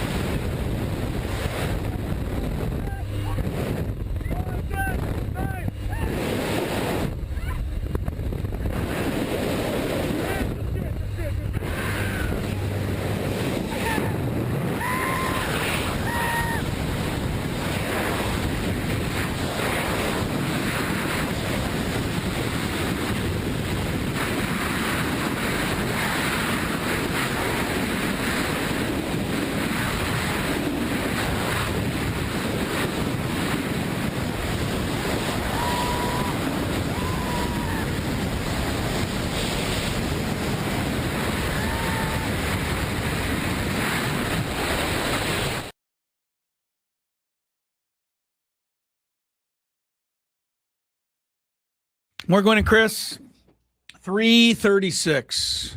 Crisello, Tony Gwynn Jr. down at Petco Park. We got our countdown coming up. Little peek into our world on the countdown today. Life on the radio, things that we've learned and things that we've experienced. Going to share some of those with you in our countdown momentarily. A quick final score, baseball today. In a matchup between Mizorowski and Sale, it was Mizorowski came out on top, 2-1. Brewers beat the Braves. The only thing, and I know this is baseball in this day and age, so I got to learn to live with it, but both guys are taken out after 6 innings. Like, that's not what I remember. I cannot do this anymore. And I know it's not going to change. I cannot do this anymore. But I'm sorry, when Tom Seaver faced Bob Gibson, they pitched the whole game. You know, Wood says something that was why do you fight me so much? It's because it's you and everybody else out there that keep saying this. Like, we don't live in the Kirk Gibson days. Gibson days. I was going back to Bob Gibson. Or Bob Gibson. We don't live in those days. It's a completely different thing. I can't do the old guy baseball thing anymore. And it's not just you, Chris. All right. It's people in my DMs like, back in the day, it was this way. I'm not talking to you right now. Okay. I'm talking to just general straight up. I'd like to see Mizorowski and Sale duel for a game. I think 6 innings is I mean, if Patrick Mahomes goes up against Joe Burrow, I don't want both of them coming out in the fourth quarter.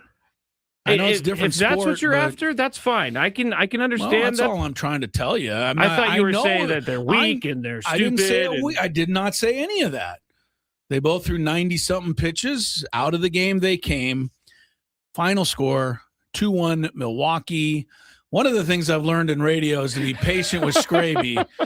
I did fly off the handle there. I did. Here is the rest of the stuff I hope we've all learned in today's countdown. I learned to not fly off the handle. It's now time for Gwynn and Chris to rank their top 5 of the day. Gonna grip and rip as usual. But this isn't just a regular top 5 list. I love it. It sounds sadistic, but I love it. This is the countdown. And it starts right now on 97.3 The Fan. I guess I'll start today. As Chris is just sitting back down in his chair. I needed to make a note or two. Okay. So we're going to do a countdown. Yesterday was National Radio Day, and so on the Scraby Show, I told my radio story.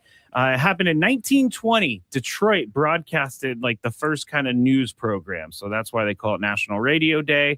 WWJ. Wait, you have to put a period like after a finishing of a sentence.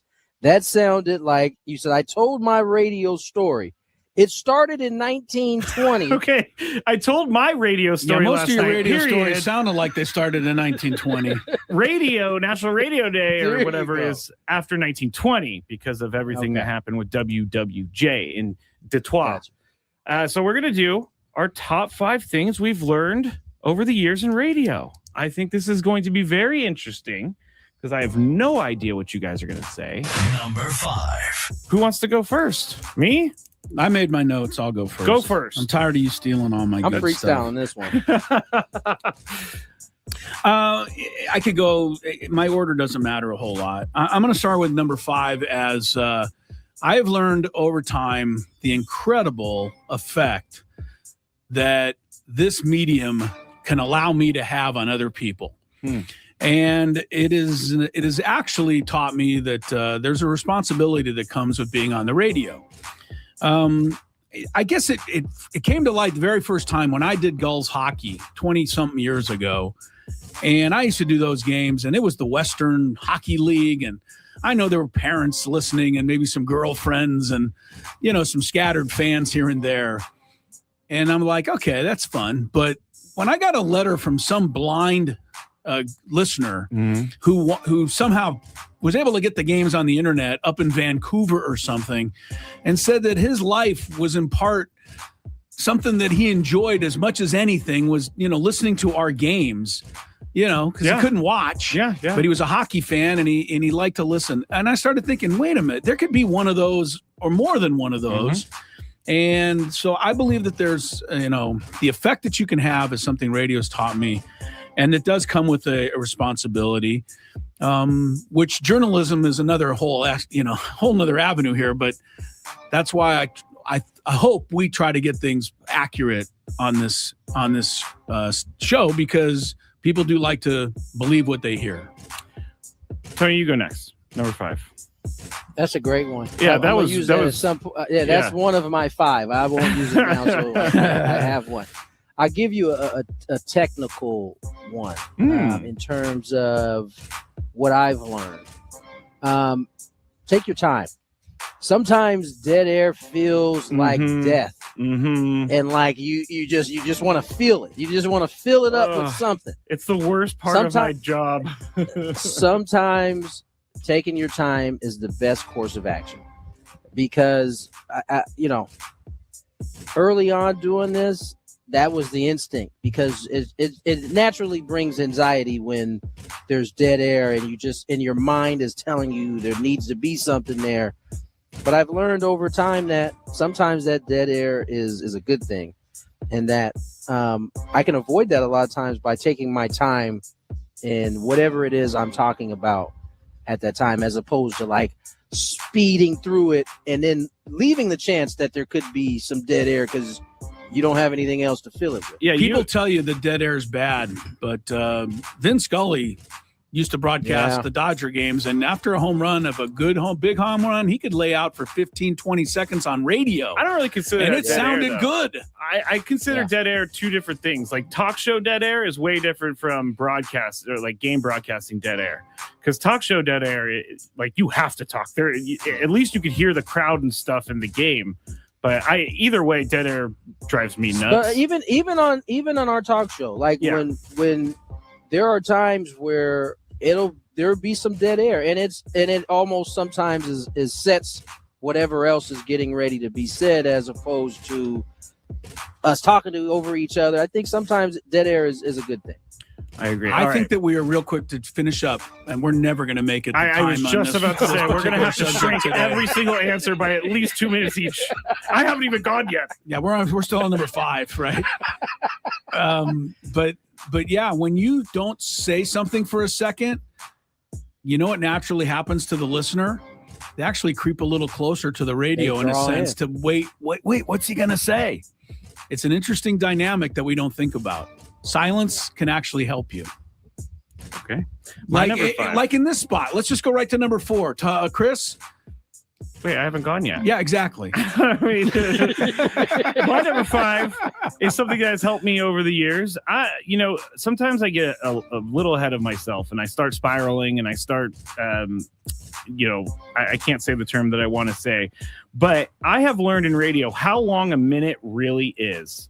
And a minute, you could get a ton done in a minute. Our outro bet is a minute, and we finish 2 topics sometimes in a minute. So what I'm saying is it's taught me to slow down a little bit, as Tony said, because a minute is actually a long time. You don't need to worry. Just get your bearings and go forward. All right. Number 4. Number 4 is going to be to remain curious. Radio's taught me to always want to learn more stuff. And luckily I'm in a position where I get to interview people and I get to learn more stuff. Don't ever be satisfied with what you know. There's so much more out there that you have no idea about, or even things you think you know.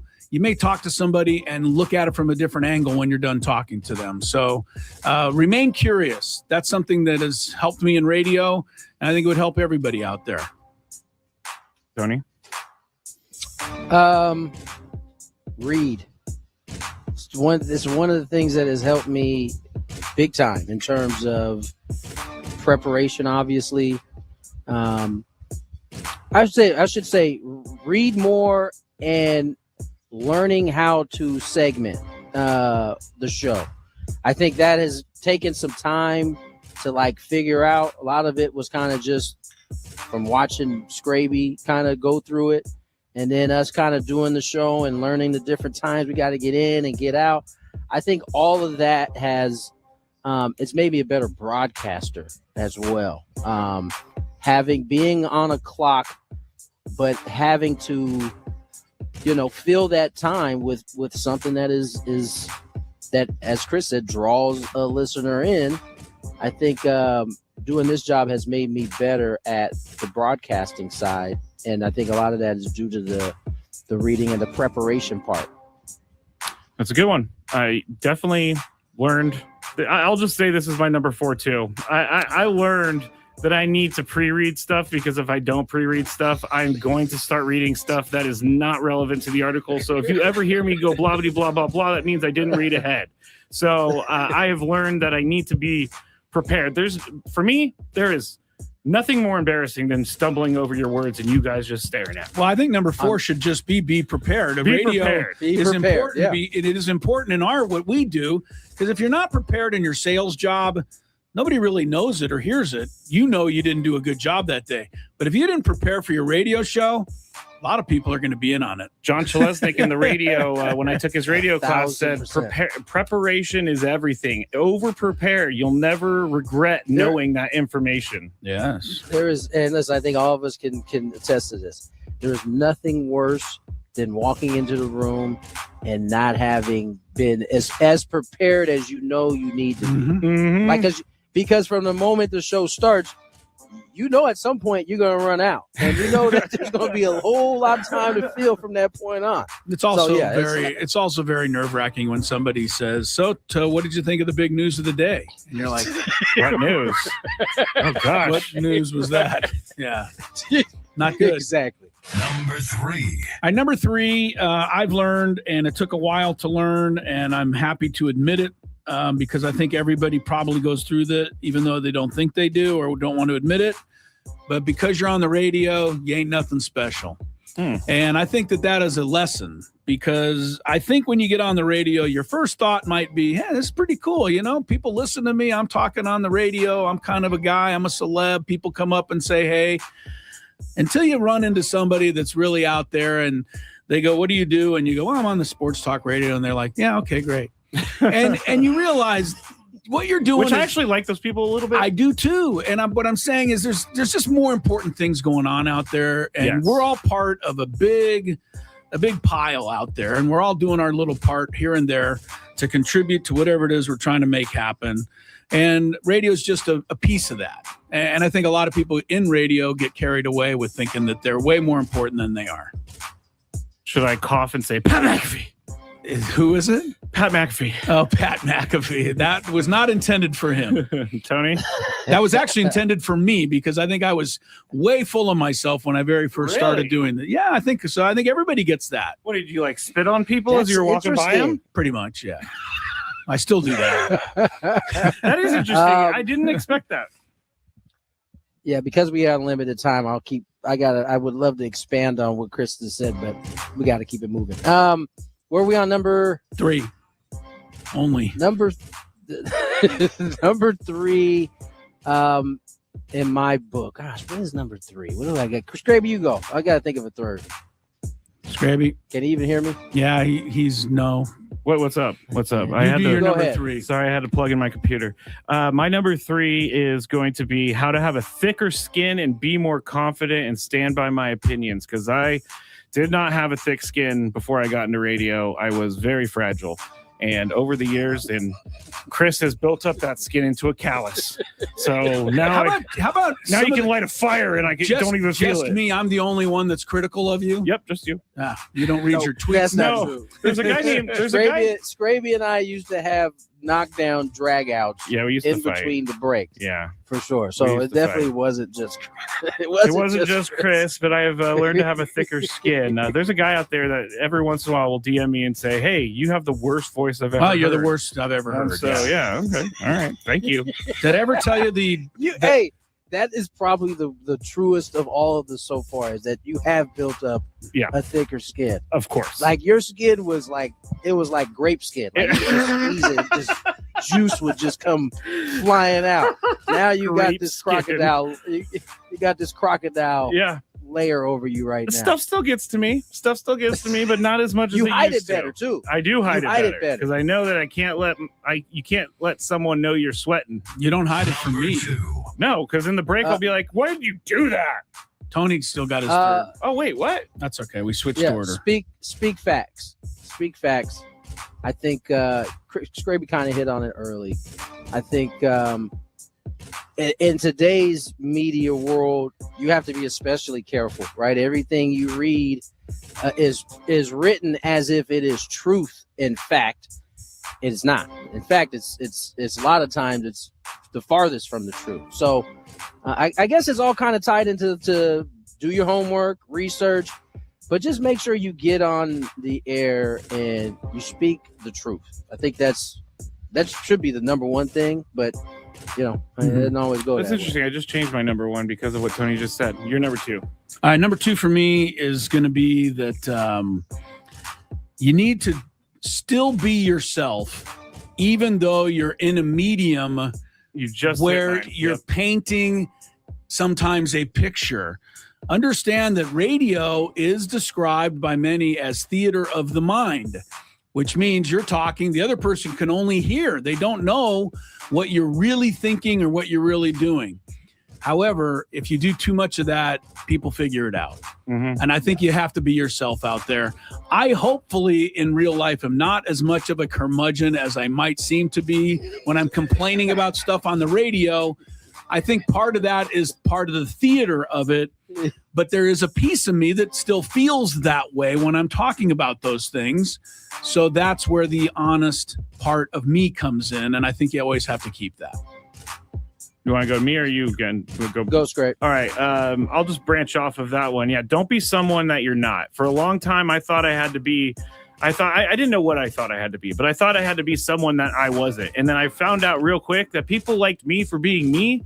So I ended up doing that. And it wasn't easy, but it's the best way to go. Because as Chris said, people will see right through that fake. Eventually. Yeah. Eventually, or even nowadays, people are very good at spotting. But isn't even the same for broadcast announcers? Remember the old days of announcing? Everybody had announcer voice and batters coming to the plate. Yes. We finally have all gotten past that. We just want to hear what you sound like announcing a organic conversation. Yeah. No, I'm going to piggyback off of that. I mean, 10 toes down on who you are as a person.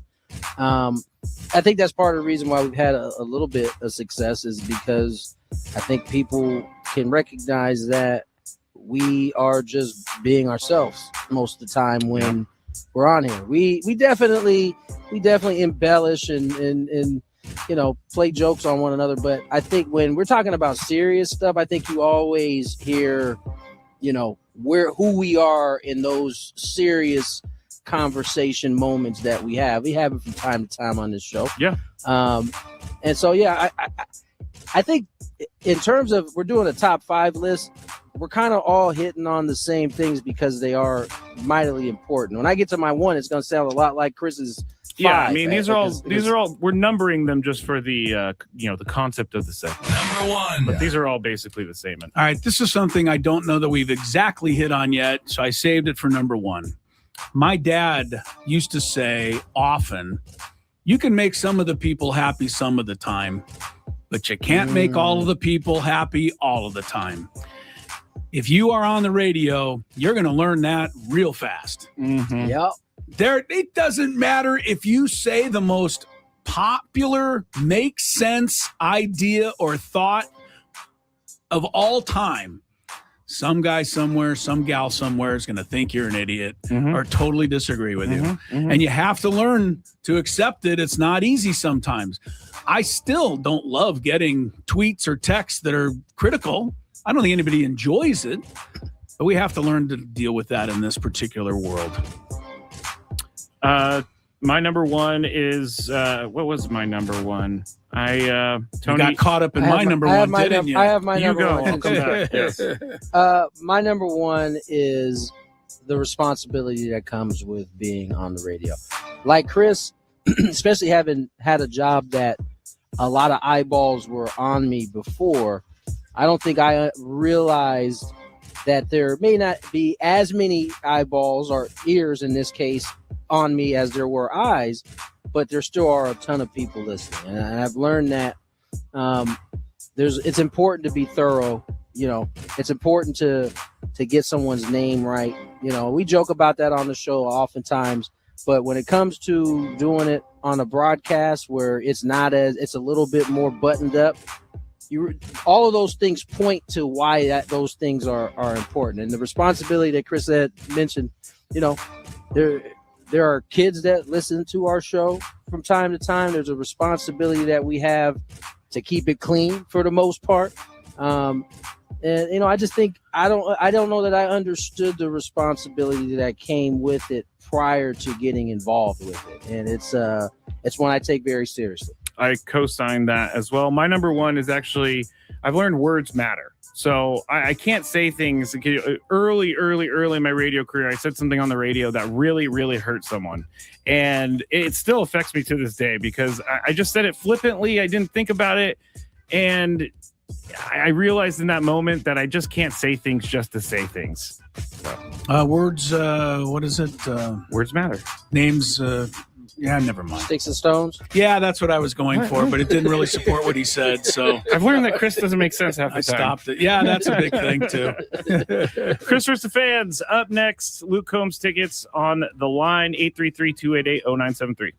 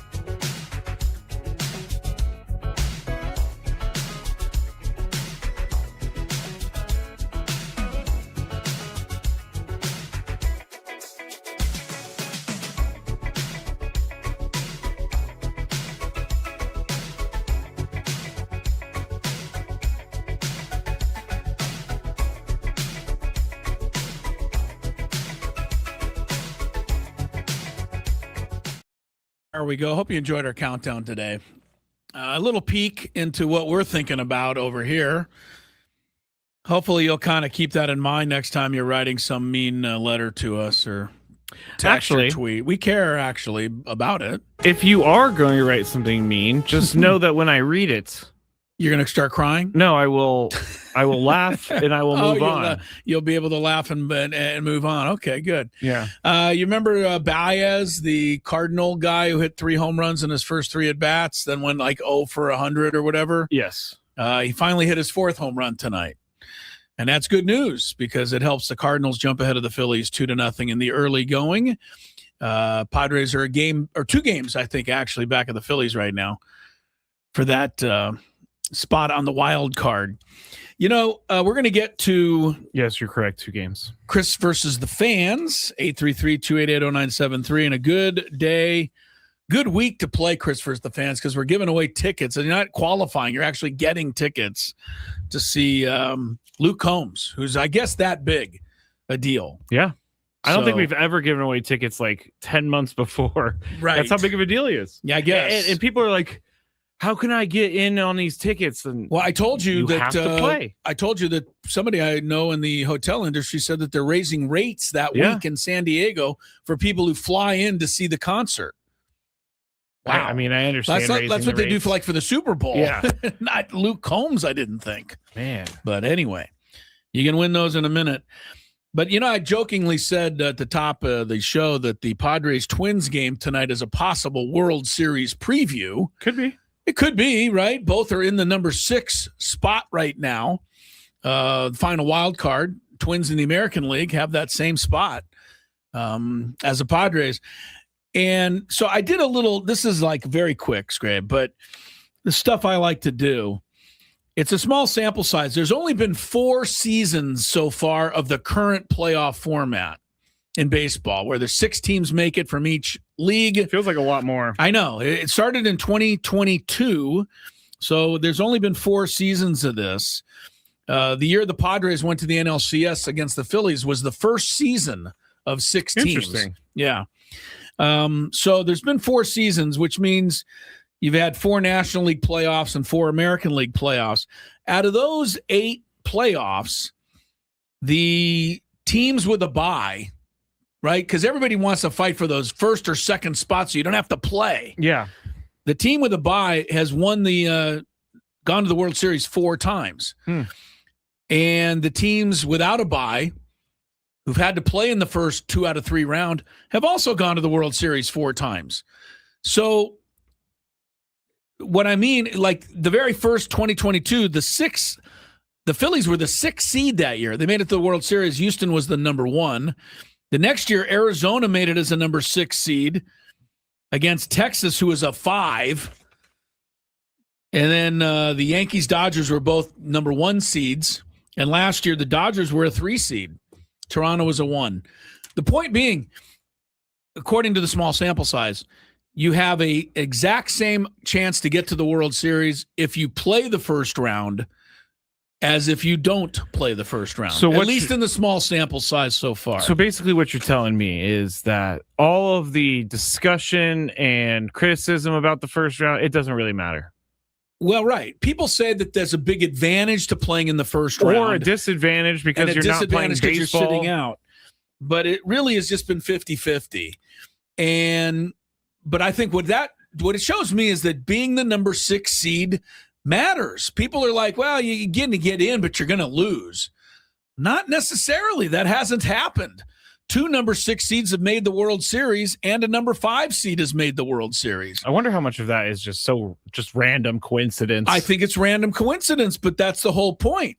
Get into the playoffs and take your shot. Yeah, anything can happen. Right. Whereas in football, although 6 and 7 seeds have advanced in the playoffs, they don't get to the Super Bowl very often. Once in a very long while it happens. Yeah, you have to have a But perfect you normally storm. want to be, have some home games in the playoffs to increase your chances of going to the Super Bowl. That hasn't really been the case in baseball. Let's go to Chris versus the fans. See what else stuff I know. If If you had one shot, one opportunity to take down the human almanac himself, howdy do. Now is your time. Listen to me, this guy is dangerous. Now is your opportunity to win a prize. Well, I hope you know what you're in for. Chris versus the Fans starts now on 97.3 The Fan. All right, football is back on, and it's on TV right now, and it's nice to know that Geno Smith is still getting crushed no matter what team he's on. He just even in destroyed. a preseason game. Yeah, don't tell Geno it's a preseason game. Oh my goodness. He got the pass away though, nicely. There was one play where he just got decleated by a safety or a linebacker, but that doesn't feel good. These preseason games to me are idiotic, but don't tell it to the players that are getting crunched out there. Crunched and trying to make a team or something. But Geno Smith feeling that one. All right, you have to make it through 3 questions. Each question is going to get more difficult. If you get the question right, you move on. If you get it wrong and Chris gets it right, you're eliminated. But if Chris gets it wrong, then you move on to the next question or you win. If you're a first-time player, let us know before you get into it, and you'll get that question for free. Or a combatant. Today, or an entrant. All right. Was a good one. Entrant was a good one. Combatant was a good one, too. First-time entrant. First-time entrant. Let's go to Chris. We're doing this now, 1 through 6. Oh, you want me to put the pressure on? Yeah. I try to mix it up, but I forget what I choose. 2 today. 2 is Dan the Man. Oh, hello Dan, Mr. the Man. Mr. the Man. Hello, gentlemen. How are you? Oh, doing great. Good luck to you today, Dan. You ready? I hope so. All right, here we go. Although I don't agree with this question, which NFL franchise is often referred to by the nickname America's Team? Oh, I was telling my daughter, I said, I hope they don't give me an NFL question because I'm not a big NFL guy.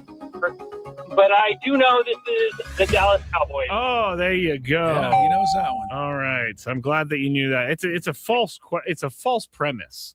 Why is it a false premise? Because no one cares about the Cowboys anymore. I disagree. They put them on the darn first game of the year every time. Why? Because they're the Cowboys. It's not because they're 7-9-1 last year. No, they or 7-10 the year before. They move the needle. They think they're the Cowboys. No, they move the needle, Scraby. The proof is in who's on TV, and the Cowboys are always stupidly on. I don't want to watch them. All right. But somebody does. All right. Here we go for Dan's question number 2. Here's a baseball question. Who is the only player in Major League history to win the MVP award in both American League and the National League? Well, you better double check this one, my friend, because there's more than one. Now there's more. Oh, well, never mind. Yes, because I know one. It's Shohei. Yeah, you get it. You got it.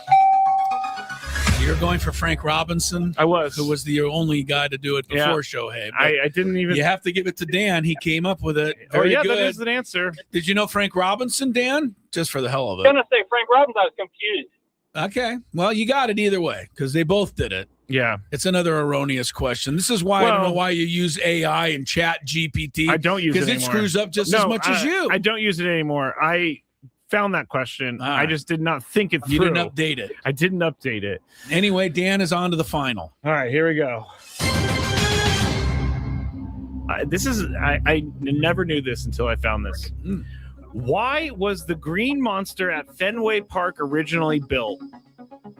Why was the Green Monster originally built? What? I mean, it's the wall. Like there's a road right out on the other side of it. So they have a street. I don't know what kind of question is it? What kind of question is this? There is a specific reason that they did this.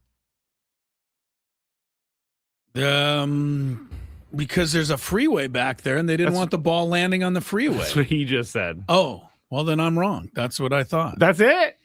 Yeah, I don't know. Wow, Dan. It was actually because they wanted to prevent people viewing the games from outside of the park, so they built the Green Monster so no one could see it. Oh, those cheapskate Red Sox people. The Cubs let people view. I thought that was pretty amazing. You love that, huh? To know that. Know that. Because I've always thought, why did they create the Green Monster? And so I looked it that's up. not a very good reason. But it's a winning reason for Dan. Congratulations, Dan. You will go see Luke Combs.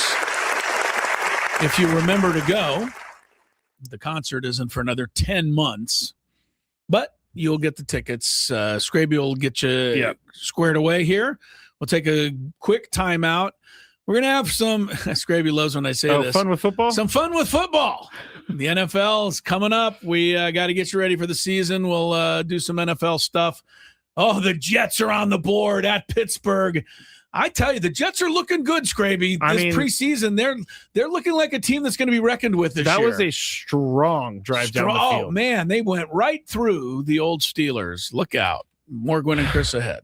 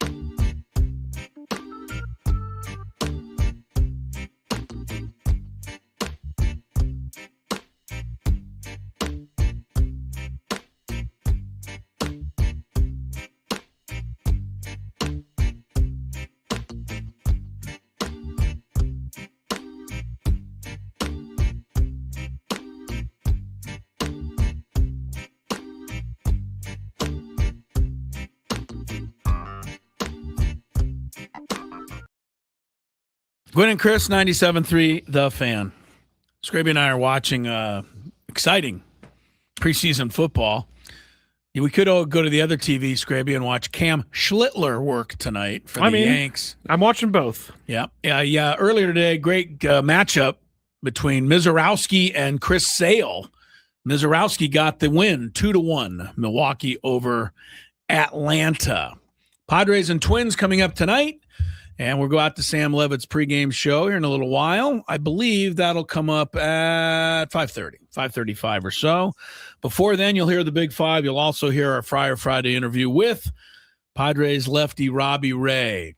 But we have a moment here to have some fun with football. Yes, we do. Oh, was that my cue? That was your cue. Okay. Here's what I'm noticing, Scraby. I have a little preseason storyline to share. Do you realize right now there are 1, 2, 3, 4, 5, 6, 7, 8, 9 rookies drafted to play wide receiver this year that are currently on the starter depth chart for their teams. Really? Okay. 9 of them. Now, I think Randy Moss or Jerry Rice and stuff, those guys came in, right? But there was a time wide receivers could not play the first year or even 2 because they had a lot of, and I'd love to have Camarillo on to talk about this, but wide receivers had more responsibilities in terms of, when to break off the pattern, if there was a blitz. There was a lot of things that it took wide receiver and blocking and things like that. Now these guys just come right in and they play right away and they produce right away. Except for Marvin Harrison Jr. Well, he's still trying to find his way, but he's still a starter. I mean, it's not like he's a complete failure. No, he's not. But here's some guys. He's a fantasy failure. He is to this point. But here's some guys to keep an eye on if you're, getting into the season here. First rounder, the 4th overall pick, Carnell Tate from Ohio State. He's with the Titans. They're saying nothing but great things. He's a starter. He might be their number one guy. The Titans got another guy, too, in free agency that I think's under the radar. What is it, Wan'Dale Robinson? Oh, really? They do have – oh, yeah. He's pretty good. He's one of the only 4 receivers to be over 100 catches the last 3 or 4 years. Yeah, I don't know how but he averages like 7 catches a game. Right, but nobody seems to know much about him. All right, here's the second rookie you might want to watch for, Jordan Tyson out of Arizona State. He's going to be lined up with Olave on the Saints. Another one, the Eagles are starting a rookie wide receiver, at least for the moment. I'm looking at the depth chart, and this is the receiver from USC, Mekhi Lemon. Yeah. He's an Eagle, and they're looking for him to step in. By the way, I think A.J. Brown leaving the Eagles is going to be subtraction or addition by subtraction. I agree. A lot of people think how are they going to replace him? I don't think they're going to struggle at all. I think Jalen Hurts is going to be so happy that this pain in his backside is out of there. It just seems like there's a dark cloud that follows A.J. Brown. I mean, you should like A.J. Brown. Me? Yes. Personally? Without him, the 49ers don't win that playoff last year. I mean, he dropped the game away to you at the end of the 4th quarter there. I would have rather lost that game than get embarrassed by the Seahawks the next day. That's right. He could have saved you. Casey Concepcion out of Texas A&M. He's a Cleveland Brown receiver. And then the other first rounder that's in the number 1 on the depth chart right now, Omar Cooper Jr. out of Indiana with the Jets. But there's more. The first pick in the 2nd round is on the depth chart for the Niners, Deshaun Stribling. Yeah. You've loved this guy. Yeah. It's a little early because it's preseason, but so far so good. He's out of Ole Miss. Yeah, they say that was a reach for the 49ers. Not yet. He's looking pretty good. Denzel Boston out of the University of Washington. Do you remember David Boston? Do they have any sort of relation? Oh, I do remember David Boston. You could look it up. Denzel is with the Browns. So the Browns have a couple of young wide receivers out there to chase around wayward throws from Deshaun Watson. Good luck to them. And then there's a couple of 3rd round. Actually, this guy's another 2nd rounder. Sorry. Caleb Douglas. I told you about him last week. He's with the Dolphins. He is a 3rd round pick out of Texas Tech. He has He's impressed the Dolphins. Of course, he's in a wide receiver room where none of the other guys have ever even, caught a pass. I mean, Tyreek's not under contract, right? No, he's a free agent completely. So I'm surprised, and I know that he put out a video saying he wasn't ready to go or he would be ready to go, but I'm surprised no team. The stinking Seahawks signed Terry and Arnold before someone signed Tyreek Hill. Yeah, if you're going for guys that are notorious, Terry and Arnold, way more than Tyreek. Yes. The final receiver in the rookie class, Jacoby Lane out of USC, another one starting with the Ravens. So that's interesting to me. You got 9 guys. It'll be interesting to see which ones break out, which don't. But that's a lot. It used to be 0. Like if you got drafted early, in the NFL, first, second, third, you didn't do anything for a couple years. Now, different deal. Definitely different. Similar a lot to quarterbacks. Yeah. Quarterbacks are coming in right now, and they're good. A la Jaden Daniels, a lot of these guys. So ESPN did a thing today, and I just thought I'd have some fun with this. ESPN breaking down the best and the worst in different categories on the field. I enjoyed this because, they mentioned the team that's the worst in each category. So, for example, at quarterback, they said the best quarterback room is Buffalo. I'm not going to argue with that. The worst is Arizona. Okay. Kobe Brissett and company. Yeah. All right. So that's that. Now, wide receiver, best. Who do you think's the best wide receiver group? The whole group, not just one guy. In the NFL? Yeah, who would be the best wide receiver room, as it were? I think you'll agree with this. I'm not going to get it. Yeah, it's okay. Bengals.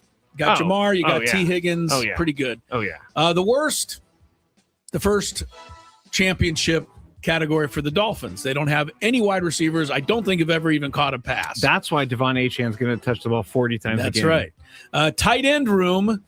This is, whatever. Best is Las Vegas because they got Brock Bowers. I think they have Trey McBride's right there with Arizona. At worst, again, Dolphins. They don't even have a tight end. Whatever happened to Darren Waller? Oh, God. He actually signed a contract. He played like one game, caught 3 touchdowns, and then got hurt and never. I don't know. He was a disaster. I'm pretty sure that I played against him in that game, which is right. He might have had that one moment. Yeah, that's thing. Bad luck. Offensive line, the best. Hard to argue with this. I don't follow offensive lines too much, but Denver gets the call here, and Denver's got the starting 5. 3rd straight year, same 5 guys. That's valuable. That's very valuable. Worst offensive line goes to the Texans. So good luck, CJ Stroud. Yeah, finally a category that the Dolphins don't win. Interior defensive line, the Seahawks are the best, and the Raiders are the worst. Edge rusher, Steelers get the call with T.J. Watt, Alex Highsmith, some of these other guys. I'm not, I don't break this down. But the worst edge rushing team, the Dolphins again. Whatever happened to Chop? He's the best they have, and they say he regressed so much last year. That's awesome. Right, so they don't even think he's any good. Off-ball linebacker. This is weird to me. The Jets win this category. Like, how could the Jets win any category? Do they name someone? Demario Davis apparently is a great linebacker. I don't know. The worst in that category goes to the Colts. Cornerback, the best, Houston Texans, and they are good there. Stingley. Derek Stingley and Lassiter and some of these guys. The worst, time for the Dolphins to win again. This means that the Aztecs guy's a part of this. Well, he gets a good mention here, though. It says first-round rookie Chris Johnson does offer some hope. Okay, good. But the rest of it... But everybody else carries him down, weighs him down. The rest, you and I could beat and get open against. Storm Duck, some of these other Dolphins. Storm Duck. He's a starter. I forgot about that. Yeah. One more. Safety, best goes to the Ravens. Worst, why not? Give one more to the Dolphins. The worst safeties, too. There was 10 categories. The Dolphins are last in 5 of them. I really hope the Dolphins win 10 games, 11 games. I really do. I do, too. I'd love it, but it's hard to imagine how. That's tough. Anyway, the best overall team in terms of talent roster, They pick who do you think, the best? I would have overall to say roster talent. Overall roster I think you're going to get this. Would it be It's in your division and you don't like it. the Seahawks? No. The Rams? Yeah. I'd agree with that. Yeah, Rams are number one. Worst? Do I even need to tell you? Dolphins? Yes. Oh, my gosh. They won every category. Of course they're going to be the worst. So basically you have nothing to look forward to this season. That's what they're saying. Ah, that's great. You think I'm making it up? I don't, but I think you're being. I don't think they're going to lose 16 games. USA Today's, they won't. They might lose 17. They're not going to go 0-17. It's just not going to happen. More Gwynn and Chris is ahead. Big Five, and after that, we will hear our Friar Friday interview with Robbie Ray. So a lot of good stuff still ahead. When the Padres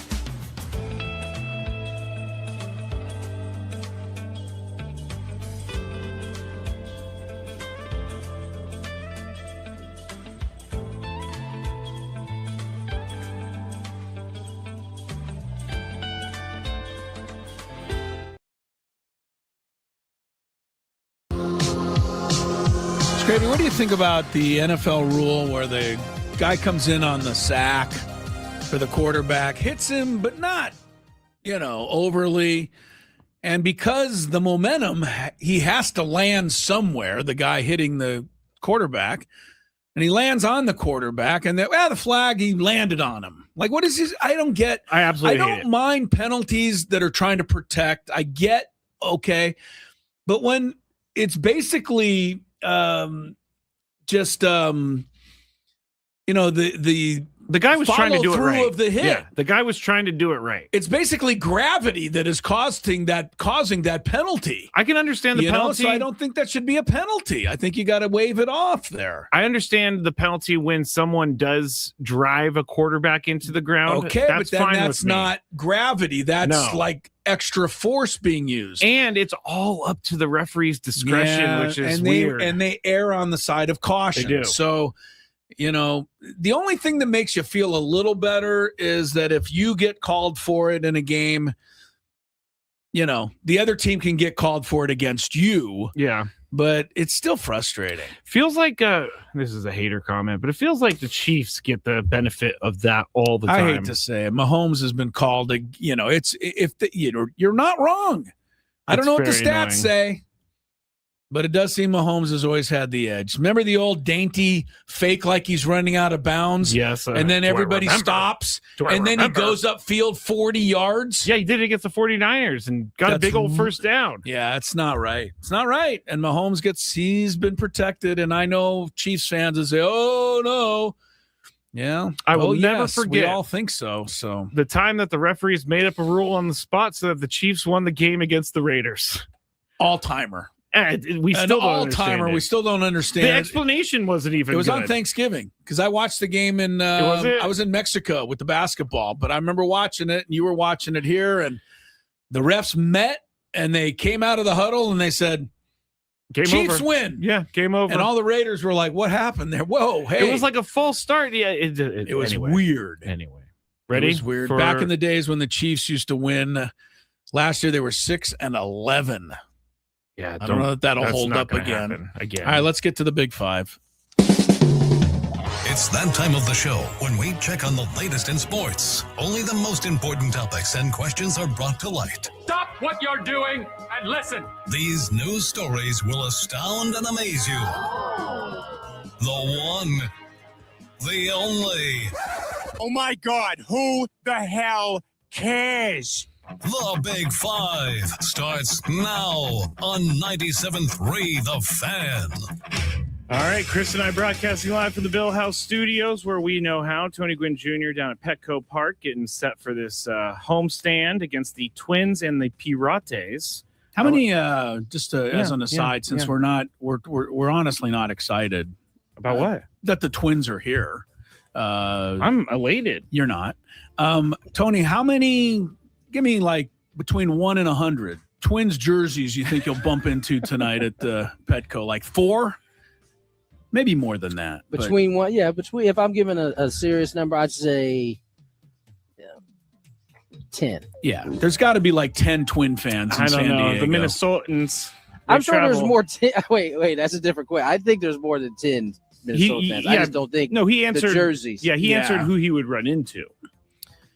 I'd like to see if I see a Kirby Puckett jersey tonight, I'll be impressed. Yeah, let's put it that way. I will be too. I love old Kirby. Those were the days. Those were the days of the Twins. I can never separate Kirby Puckett from the Chris Rock joke, so I'll just it's a hilarious joke. But unfortunately, you never saw Kirby. You'll have to look basically it up win the 1991 World Series. Kirby over the Braves. Puckett. I love his name because there was a game called Kirby, and so I was into it. I was into Kirby Puckett. All right, anyway. What? Remember that game, Kirby? I don't know what he's talking about. He's lost his mind. What are you talking about? I thought the name Kirby Puckett was awesome. And here he was just telling us that radio's made him less crazy. That's a crazy statement right there. I'm just saying. All right. Yeah, I thought you said that in the countdown earlier that you're not crazy anymore. I don't know what happened to that. Dig into Ethan Salas' question real quick. We talked about yesterday. I talked about it on the Scraby Show last night. The report yesterday was the Padres are thinking about bringing him up when the rosters expand September 1st. Chris, if they bring him up during a playoff push, is there pressure to play him to see what he's got? No, there's no pressure at all to do anything, but I think they will. Why not? Put him in a couple of games. I think there's a lot of things that have happened, throughout the course of this season that have contributed or to either Ethan Salas hopefully coming up or not coming up when maybe he could have earlier. And I think that they would have maybe thought about bringing him up in the middle of the season at some point, just for even a couple of weeks when, Fermin was hurt or whatever, Campusano was down. But they were not doing well at the time, and I don't think that they ever wanted to put him in a position where he had to be like, okay, we're calling him up to save the season. But now I don't think that's it. They're making a push for the playoffs. Why not have him hopefully contributed to it? If he goes 0 for 5, so be it. He's not there to win the game by himself. I hope he contributes. But I think if they bring him up, let him start a game or two here. Why not? I think that's fine. Tony, is there pressure to play him if they bring him up? I don't think there's pressure to play him, no. But I think they will. I don't think at this point, what would the pressure be? Like, the Padres are, unless, the Fermin Campusano thing goes left, maybe then there's some pressure, but I don't see that happening. Yeah. I think they'll have the room, the latitude, whatever you want to call it, to give him the playing time they see fit. But I don't think there's any pressure to do it. I think the only thing the Padres are going to be concerned of come September is finding their way into the playoffs. And if Ethan is going to play a game that helps them do that, I guarantee you everybody will be for it. The only thing that would be difficult is if the Padres had Johnny Bench at catcher, but they don't. So there's no reason that he can't play a couple of games. And let's see what he's got. I just realized that Chris took a shot at Twins fans because he doesn't like interleague play. That's why. This late in the season, I honestly wasn't taking a shot at Twins. Yeah, it was a shot at interleague play. It just hit fans. me. It just hit me. All right. Number 4. Fernando Mendoza and the Raiders lost to the Texans last night on Monday/Thursday Night Football. Mendoza ended up finishing 8 of 15 for 86 yards and threw a pick six that went 80 yards the other way. Head coach Clint Kubiak says the competition is still on and Kirk Cousins shouldn't feel safe in that starting job. Tony, is there... Kurt was he +6 on the day then? Because he had a touchdown. He threw for 86 yards and then gave 80 up. Yeah, he was +6 in yardage, but he was -6 in points. Yeah, so he's like -5.4 or something like that. Tony, is there any reason for Fernando Mendoza to start right away? No. You can make up a reason. Yeah, I don't like Kirk Cousins. Kirk could be that bad. But even if he is, what's the rush? The Raiders are not going to have a Cinderella season. I know that they want that very badly, but I don't think that's going to happen. And even if, let's say, Kirk starts the first 4 games, season's long enough that if they are going to have one of those Cinderella seasons, they'll still be able to have time to do that. So, no, I don't think there's any reason why you have to start him. Like, let him grow. Who knows? Maybe Kirk Cousins goes out, wins you some games, and it buys you more time that you don't have to put him out there and you can continue. Because what we do know is that the quarterbacks that have been forced to sit a year, the results have been pretty good behind that, right? Whether we're talking Tom, whether we're talking Patrick Mahomes, Aaron Rodgers, sat for Aaron a long Rodgers, time. like Steve Young, Phillip Rivers. The list goes on and on. I'm trying to think of one more, but I can't. I know. But I'm just saying the results have been pretty good. So if don't start him, hopefully Kirk can go out and who knows, maybe he can put together the Cinderella season, and you buys you time to let this dude be the quarterback you think you should be. You got Tom friggin' Brady in your building. Let that man, and that's another reason why I don't think they're going to. I think if he has as much say in this as we all think he does, he knows better than anybody what being behind a veteran quarterback can do. So, yeah, no, I don't think there's any reason to start.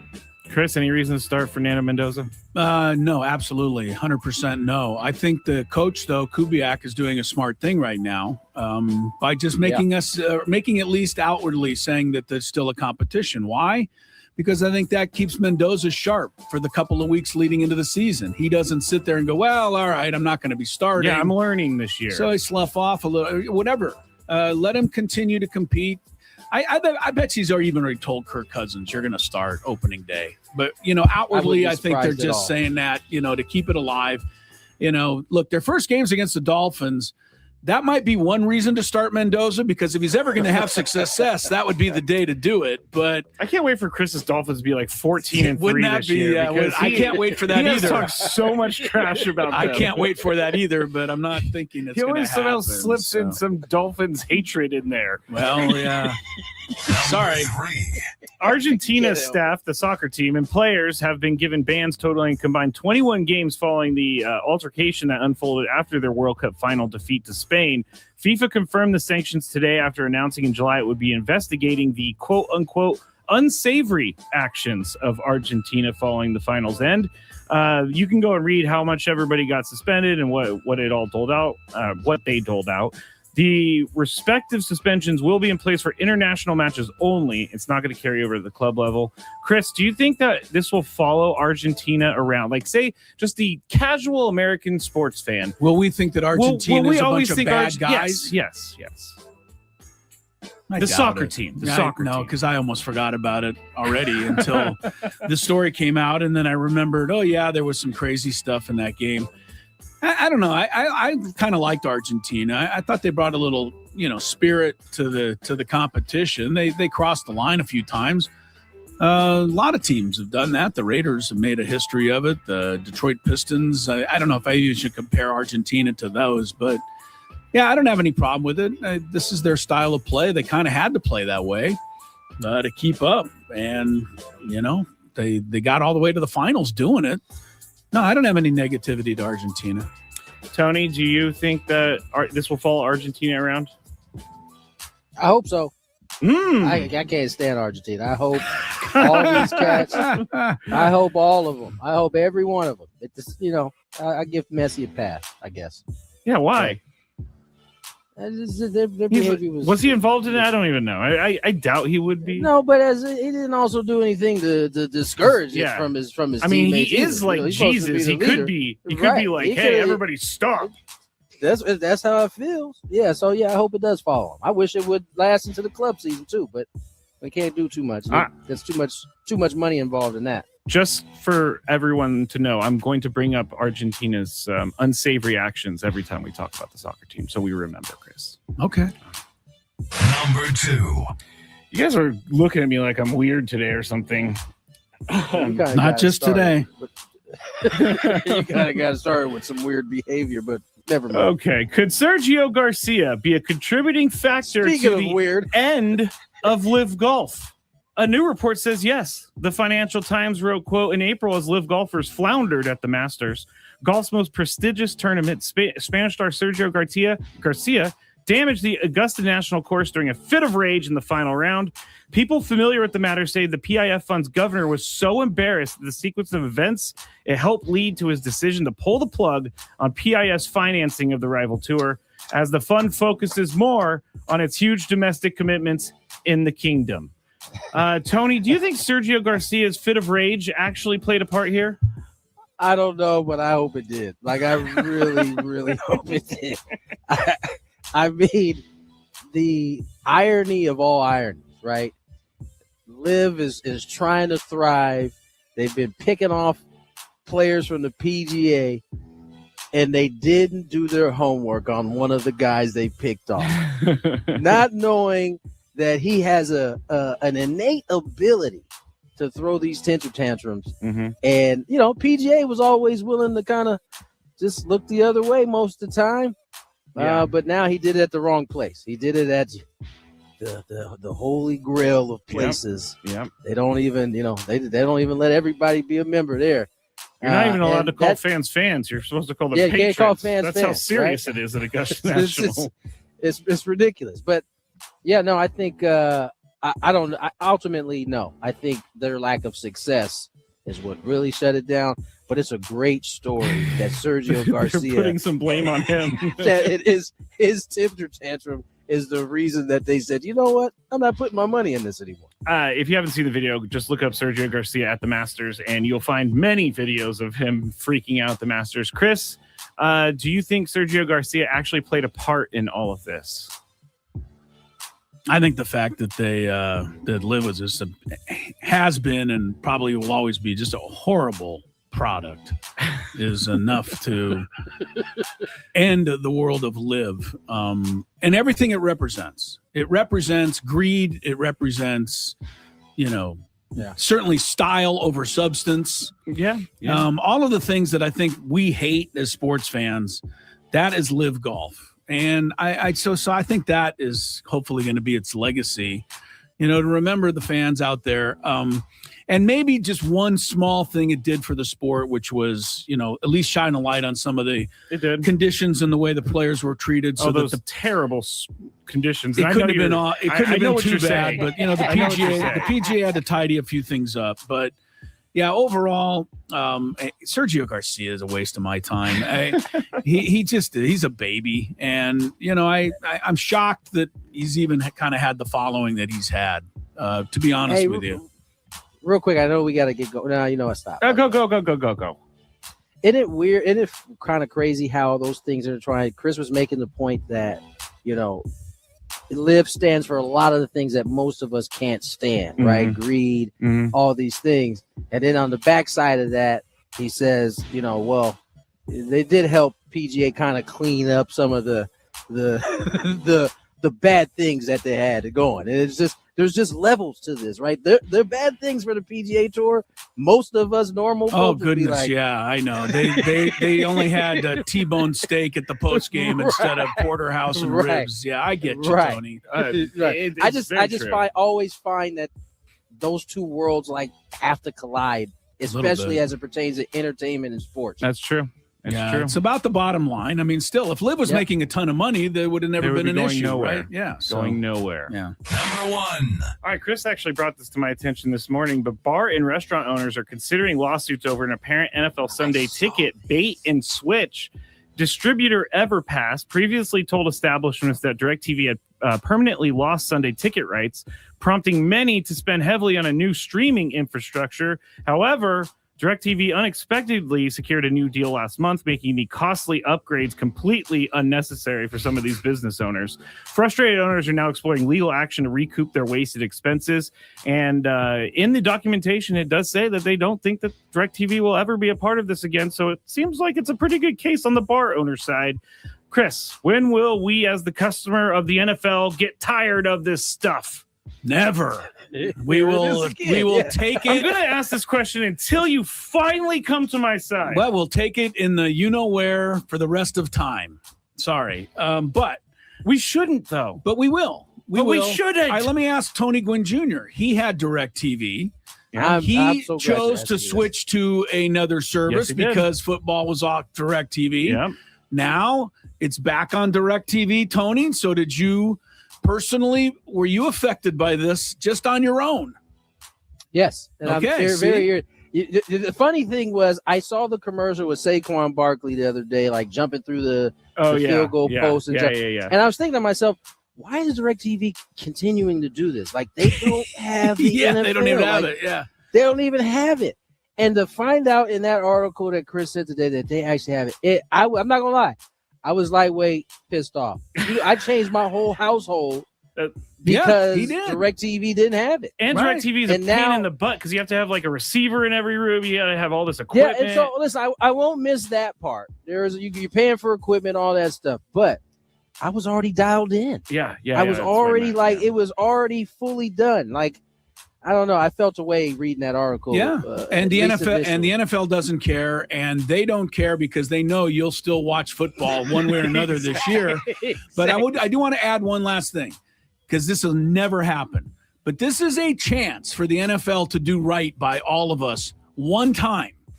They could come out easily and say, "Hey, you know what? We're gonna recoup the losses of all those bar owners around the country for misleading them."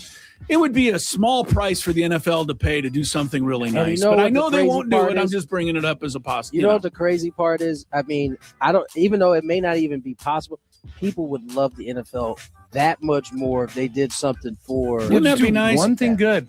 Just one. Yeah. Just look out for the That'd be little guy crazy. one time. Yeah. But in lieu of that, I hope that they file a lawsuit, but they're not going to win because the NFL has way more powerful lawyers than any bar owner could come up with. That won't even go to trial Yeah. until 2040. You didn't drain you out of money. Unless you're Shohei, then it'll go to trial in 2 days. All right. Hey-o! When we get back, we are going to get you set for this game with the Padres and the Twins. And Robbie Ray joins us on the other side. 97.3 The Fan.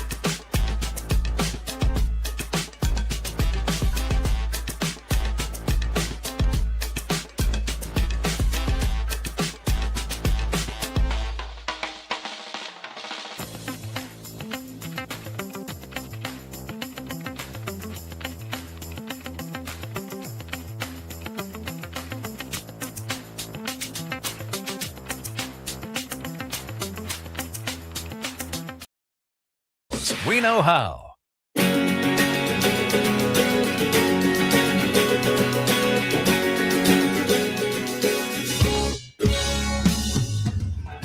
Sorry to steal the thunder from you, Chris, but I can never listen to this song ever again and not hear the Dolphins part. I told you. I know. Hootie's stealing my thunder there because I think the Dolphins are going to make us cry a lot this year. Welcome into the happy hour. We don't call it the 5 o'clock hour anymore because Jaden Daniels would get upset. Yes, we have joined the growing people out there that are giving old Jaden Daniels and his mom a hard time. Someone sent me this. Caring so much about number 5. The U.S. Department of the Interior tweeted out, National Park Week starts in 4 days. We were going to announce this yesterday, but out of respect, we waited. Well, Jaden, again, I don't think Jaden Daniels was the guy that was that upset about this. I think his mom dragged him in, and now it's following him everywhere. But so it goes, I guess. Nonetheless, it is 5 o'clock, and it is the happy hour, and it's brought to you by our friends at GL Pools, the swimming pool experts. They're trusted by thousands of San Diegans, and they've been doing it for 20 years. With the baseball season in full swing, so is swim season. So make sure your pool is ready. Call now. Mention radio, and you'll get 20% off the new service plans for 2026. We appreciate our friends at GL Pools and hope that you'll allow them to keep your pool rolling along there nicely. We are rolling along here nicely, and we are going to hear from Joe Musgrove. Yes. But before him, we're going to hear from Craig Stammen. And Craig's got a lot of things to update. I mean, we've got players coming back. The likes of Miguel Andujar should be coming back. Jason Adam, although he seems to be keep getting pushed back. He does. Musgrove, Pavetta. So, who's coming back, when and where? The latest from Mr. Craig Stammen ahead of tonight's game. Talked to Jason Adams today. He said that he's now playing catch. In terms of his progression and where he is in terms of his rehab, what do you see as being maybe the next steps for him, and where do you think he's at in all of that? Yeah, he started throwing. So, you go on your normal throwing progression. That leads to bullpens, and then bullpens the game. So he's in that process right now. And then just in terms of maybe when he might be getting to bullpens, I know he has to throw off the mound and everything next, but do you know when that might be happening for him? No, not exactly. I mean, he's going to throw today, and then we'll see how he feels and see if he can throw tomorrow. And then that's kind of how we evaluate it every day. Is there anything new on Nick Pavetta? Yeah, Nick pitched in a game yesterday, actually. Bridge League game through 2 innings, felt great.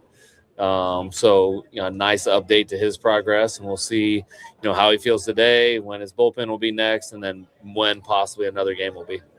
And then for Joe, I know that he said he's going to throw a bullpen this weekend, and then the plan will be to have him go out on a last rehab start. Is that correct? Yeah. Joe's a little bit longer this time in between starts. He had a little back issue pop up in the middle when he was working out. Get that back cleared up, and then he'll be back out there. And then last one, Andujar. I know that he's started swinging. Is there anything new to that? I know the last one we saw, it's been a few days since we got it. Yeah, probably similar to Jason Adam, where it's like continuing a throwing progression. He's continuing a hitting progression. So, and it's very fluid and day-to-day. Feels good one day. We'll see if he feels good the next, and then progress from there. There we go. Thank you, Craig Stammen, and thank you for all those Mary Lou's good questions from Mary Lou's there. Part of Mary Lou's, by the way, part of the number 1 ranked. That's true. Broadcast team in the United States. I was Major League Baseball. United States. Yes. If I would want Sam to be involved in that, but he stole something from us. And you're mad at Sam right now. I just found out before the show. What happened here? Why are you so So mad? when we record things before the show, we have this makeshift little box that we put the computers on and everything so that we can record. Well, that box just disappeared for some reason, and I know that Braden and Frank use it. Haven't been able to find the box all week. Come to find out, Sam moved it into his studio and is using it for himself. That is selfish. So I'm not going to. Isn't it selfish of you to assume that you should always be the one who has it? We've been using that for 2 years. Oh, so it's ours. Okay. Well, it's ours. Is it? It is. It is. It's Wow. ours. It sits in the back room for a reason. Now I got to Jeez. lug this whole suitcase thing over to put the computers on. You know what, Sam? I'm on to you. I am on to you. All right. Thank you for letting me do that. Yeah, I don't think anyone else listening cared about your little box missing. Joe Musgrove. Yes. You just heard Craig Stammen say, wait, by the way, did you hear that? Slip that in there. And we're just like, it's like no big deal. Go back. You have to play this again. But Stammen said, yeah, Joe's getting a little longer between this start and the next because his back flared up. He's got a little back issue. What is going on? How old? I mean, I love Joe, but my back doesn't flare up as much as his. I'm like 90 years old. Why are these guys? What is the matter with these people? I guess it's just. Are they that? You know what I mean? Like they're not out of shape. I guess it's just that intense on the body, and when you're not used to it, I guess maybe this is what they go through all season. We just don't know. Yes, back flared up. Oh my God! I mean, we have said this before, and I know it sounds joking, but if I could miss work because my back flared up, Scraby, you'd be doing the show by yourself almost every day. I mean, I would be and out I know with you. I'm not a major league pitcher, but come on, pitch through a little discomfort. Well. No, I know they can't do it. At this point, it's like, why pitch through the discomfort? Nah, he waited this long. Might as well put it off another few days. But we love Joe, and here is him talking about the next step in his recovery. Yeah, head out for another rehab start in a couple days here. But things been going really well. Been feeling really good, bouncing back pretty well from the start. So, yeah, moving along well. Were you hoping at some point to make that next start here in the bigs, or was it easy to be patient this time? I mean, I was hoping for it, but, the conversations we've had and how long this road's been and where we're at as a team now, having the additions of Casey and Robbie, I think that allows the team to be a little more comfortable with making sure that I'm in the right spot physically and, pitch count and inning-wise. So, realistically, I didn't think it was an opportunity to come back. I would have loved it to go that way, but I think 6 innings, 85 pitches seems like a reasonable mark for me. So hopefully that's what we'll get to in this next one and then look at returning here. So you think that's if things go well, that's the final win for you? Yeah, I mean, you're talking to the wrong guy. It's not really up to me, but physically I feel really good. Been bouncing back well, increasing pitch count and got my velocity up to a higher spot than it's been in a long time. So, naturally a little bit more soreness with the recovery and stuff, but I feel like I've, leveled out pretty well and getting back to a normal feeling of what I felt between starts. So. How exciting. So it doesn't sound like the back is that bad. No, he said there's a little soreness. A little. Not in the back. He just said general soreness recovering soreness. from the last start. Sounds like some things are going forward still. Sounds like he's almost ready. Yes. Another, what do you think? Couple months? Another Season couple will be months. over by then. I know, but it's. I don't have any. I mean, I wish we could go. And again, right now Joe's being hit by strays. Yes. Okay. But I wish we could go back, strays from us. But I wish we could go back to when he was first hurt in 2024 in game 2 of the playoff, when I thought there was a chance he could come back in the next series that year against the Dodgers. Yeah.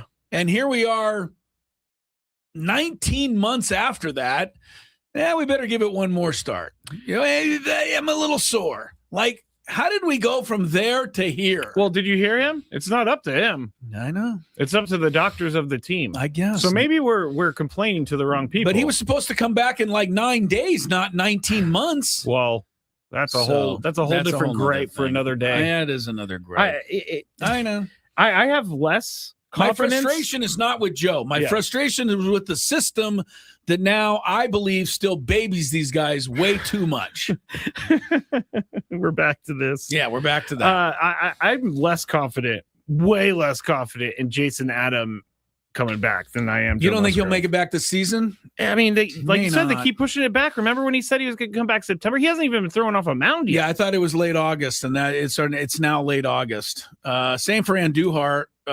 Would have expected him a little, soon here. Yep. Didn't sound like he was soon.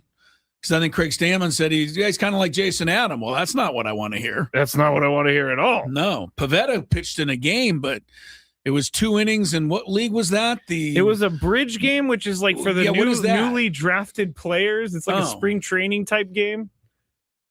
I mean, I thought he was going to say, yeah, I pitched 2 innings in like the Escondido Pony League game or what. I mean, the Bridge League. What are you doing here? I don't know. The Bridge League? I don't know. I don't get it.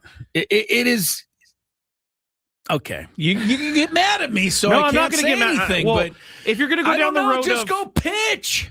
Yeah. See, Goodness. I'm going to err on the side of caution that they actually are working through something, because I don't think any of the guys that we're talking about seem like they want to loaf around. No, I know.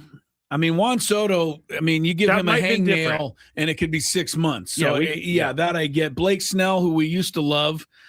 Well, I guess I still love him, but I mean, he just sits out kind of arbitrarily, it seems to me. Yes. Doesn't even seem like, I didn't even know that he's really hurt. He gets mad if you challenge him on it, but he sure came back and looked pretty damn good in his first start.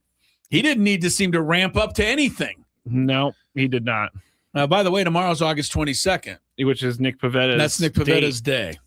Which All right, he obviously is not going to make. Yeah. All right, we got to take a break. We're going to do our firefighter interview with Robbie Ray.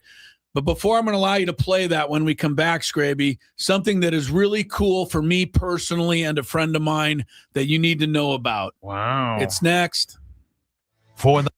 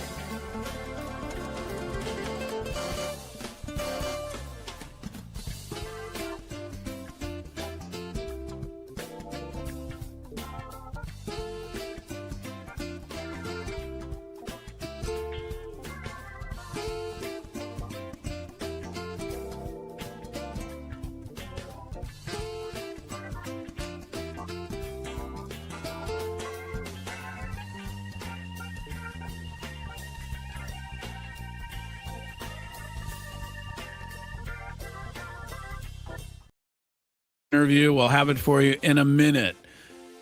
Before that, I'm going to tell you about something amazingly cool that has happened involving one of my best friends, and it has to do with tomorrow at Del Mar.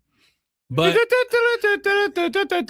unfortunately, I have to give you this first. Baltimore Ravens wide receiver Rashad Bateman. Oh no, he's the latest. What happened now? He's the latest. He was arrested in Georgia, domestic violence incident. Why is he in Georgia during training camp? Well, because he was arrested in June. It's just now coming out. Ravens say they're cooperating, and of course, since it's a legal matter, they'll have no further comment, as if they're not allowed to have a comment. I just can't stand these things. According to TMZ, Bateman was arrested. He smashed a window of a vehicle being driven by the mother of his child. The child is 3 months old and was inside the car, and he's smashing windows. God, these people. But, here's a nice video of Rashad Bateman at camp catching passes and, just living the life. So it just goes on and on and on, Scraby, and I can't deal with it much longer. I'm with you, but I will wait for the evidence. Of course, we got to wait for the outcome. All right, here's the really cool thing. Last summer, I went to Del Mar. My friend Mike, who Scraby knows, who played golf with us, he's my friend all since college. And we used to joke about one day owning a racehorse, but we never did it, except he did do it. He got in. He's like a 10% owner of this horse, and he tells me about it, and he goes, man, I'm so excited. I hope that, one day I'll get to see it run in a race. That was part of the dream. It's like buy a little horse, see what if you get it. I mean, those are expensive. They're not cheap. Yeah, he had to put some money in. So the horse, all he's saying is, I would just like to go watch it run once.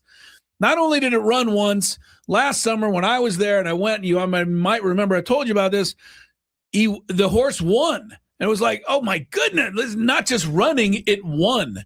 And then it won again. And then it won again. And I don't want to be too repetitive, but Mike's horse went on to win 5 straight races. And all of a sudden, Mike's horse was not just any old horse. She was pretty good. She started competing across the country. He went to Kentucky to watch her race. He went to Arkansas to watch her race. She stayed pretty darn good. They came back here this summer. She won a big race up at Santa Anita a couple of months ago. I'm going to say 3 weeks ago, we went out and watched a grade 1 race at Del Mar. She came in second. Had the race been another 5 yards longer, she would have passed the winner. She was coming on strong, came up just short. Anyway, my friend has now gone from just owning a horse and hoping to see it run a race to being a great horse. And now tomorrow, she is running in the Pacific Classic. Now, anybody knows anything Del Mar, that is the biggest race on the West Coast this entire summer. It's $1 million race. She's in it. Oh, it's $1 million? Okay, I'm a big fan. Now you're I'm a big fan. Incredible. As Golovko gives me a little bit of that cut, If he'll give you a little money. She's the only filly in the field. The rest of the horses are boys. She's the only girl. She's running against them tomorrow for all of the marbles at the Pacific Classic. Her name is Almond Joy. I've mentioned her before, but this is amazing. I'm going to go out. I'm going to watch the race with Mike down there in the paddock and the winner's circle. And I don't know. There's 11 horses in the race. I'm just here. She's the 11th choice in the betting right now, but only at 20-1. So it's a very evenly set field. And even as the longest shot on the board, there are some that think she's got a chance. She's a great come-from-behind horse, and there are a lot of fast horses who will hopefully tire themselves out. Good luck to Mike. Agree. Tomorrow, if you're out at Del Mar, you don't throw too much money on Almond Joy, because if she wins, I want to make more money. I don't want her odds to go down. I know it's not Almond Joy, but I love Almond Joy, so. Yes, it's not spelled Almond Joy. Yeah. It's OMN Joy, but Almond Joy, look for her tomorrow in the Pacific Classic, and good luck to my friend. This is an incredible thing for him and for us. And almost as cool was interviewing Robbie Ray earlier today, Tony and I on our Friar Friday. Year 13 for you. I mean, I know for most guys it goes by extremely fast. I mean, does it feel like you've been in the league this long at this point in your career? Yeah, I mean, it feels like you blink your eyes and it's gone by. It definitely, I feel like every year it gets faster and faster. Yeah. Robbie, so with that in mind, I'm sure you like to try to drink it all in a little bit and go out and appreciate the opportunity that you still have. Talk about, working your way into the new mix here in San Diego. And is it kind of fun to join a new team and keep things fresh a little bit? Yeah, it's definitely, it's fun. It's a fun atmosphere. It's a great team.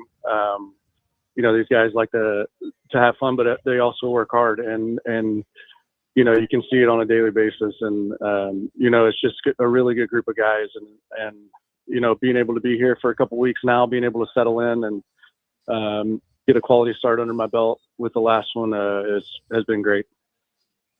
Robbie, you've been a man that's traveled this league pretty well, and it's been mainly on the West Coast. And for a guy who's from Tennessee, what's your thoughts on being on the West Coast so much? I already know that it's probably the worst travel you have in the league, but outside of that, do you enjoy playing on the West Coast? I do, yeah. San Diego is obviously, I mean, it's beautiful. You can't complain. Living close to the beach, 65, 70 degrees and sunny every single day. I mean, it's a tough life, But the West Coast is great. I love it. Well, we appreciate you thinking that it's 65 and sunny every day. Lately, it's been like 95 and sunny, but we're hanging in there.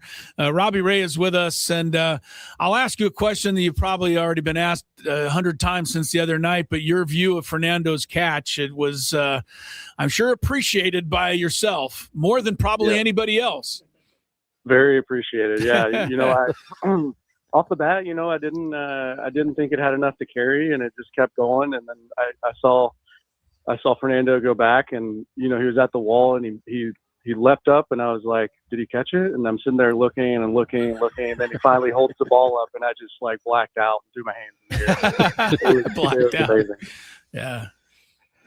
Robbie, you've done a terrific job since joining the rotation. You mentioned you got your first quality start underneath your belt in the last one. One thing I've noticed just kind of doing these games, you seem completely unbothered when you have traffic behind you. I mean, obviously you've done it for 13 years now. You've had to have done it many times at this point, but not everybody seems to be as comfortable as you do once you do get some traffic on the bases. Where does that come from? I think it's, like you said, it's the experience.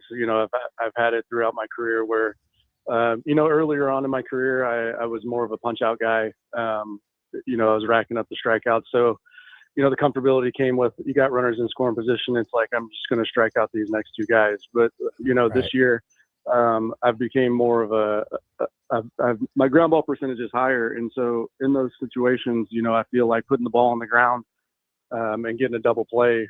I feel comfortable, kind of with all my pitches in that kind of aspect. Yeah, I love that question, Tony, because, watching you, Robbie, I mean, I almost feel comfortable when you get a guy or two on, and normally that's an uneasy feeling, for the fans and for everybody. But do you feel like you pitch a little differently with guys on, and maybe you try to be a little more fine, work the black part of the plate, or when there's nobody on base, which has led to a few more walks? But then after that, you don't walk anybody because you're maybe not being as fine. And I'm guessing here. Hopefully you can take me into your mind a little on how you're going about it. Yeah, I think it's more so just like bearing down in those situations. It's it really comes down to, when those walks happen, it's, maybe it's a lack of focus or something with the delivery is not as crisp. And in those situations with runners on, it's like, okay, this is a moment that you really have to bear down and get your team out of this. Robbie Ray joins us here, Padres starting pitcher, one of the Padres starting pitchers, throwing the ball tremendously well right now. Robbie, as you talked about being a punch guy early in your career and then having to kind of morph into a guy who, as you said, your ground ball rate is higher than it's been. What was that transition for? Like, that's not an easy one for guys like yourself who have spent the majority of their career getting the ball by guys. Has that been an adjustment for you? It has, yeah. I think the ABS system has kind of changed the way that, guys like me pitch, because back in the day, you could kind of just abuse the top of the zone, and that was something that you could get away with. But now it feels like the top of the zone has been brought down with the ABS system. And so you're having to pitch more in the hitter's nitro zone to below the zone to get the chases. And, that's something that, adding the sinker and adding the changeup has been able to help me get that bottom of the zone a little bit easier than, with the four seam at the top. Robbie Ray started his career a long while ago. As Tony mentioned, the time's gone by quickly. It says here you were planning to go to college, play at Arkansas when you were drafted by the Nationals. Discuss your decision to go into baseball, and 3-4 years after that you were to the big leagues, so it seemed to work out pretty well. Yeah, ultimately it came down to me wanting what I wanted to do with my life, and that was be a Major League Baseball player, and to be able to get the opportunity to start that at 18 instead of and foregoing the 3 years of college and then re-entering the draft, it made more sense for me to kind of start that pursuit of that dream. Robbie, you mentioned ABS. It's been an adjustment, I think, for everybody. I know obviously we've seen that top of the zone certainly come down. You're not getting those calls above.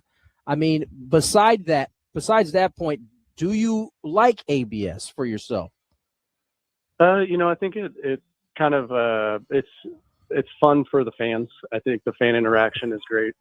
But there is the human element to baseball that's kind of been taken out of it with the ABS. You have the umpire who makes a call, but then it does stop the hitters from complaining, because it's like, if you want to complain, just challenge it. So I see both sides of it, and but it is kind of frustrating when you're out there and it's like, man, I felt like that ball was, that 5-6 years ago that gets called a strike, and then all of a sudden the hitter challenges it and it's just above belt high and it's a ball. Robbie Ray joining us on the SDCCU fan hotline, not Big Bank Banking. It's better. I want to finish up with something really good, Robbie. I want to ask you, where do you keep the Cy Young Award? And how do you deal with having been a Cy Young pitcher? Because unfortunately, that award you won in 2021 is not helping you get guys out today. Although maybe it's giving you the confidence you can do it, right? For sure. Yeah, I have the award in my house. I've got kind of like a little trophy hall with all of my, accomplishments hanging up with some jerseys and stuff like that.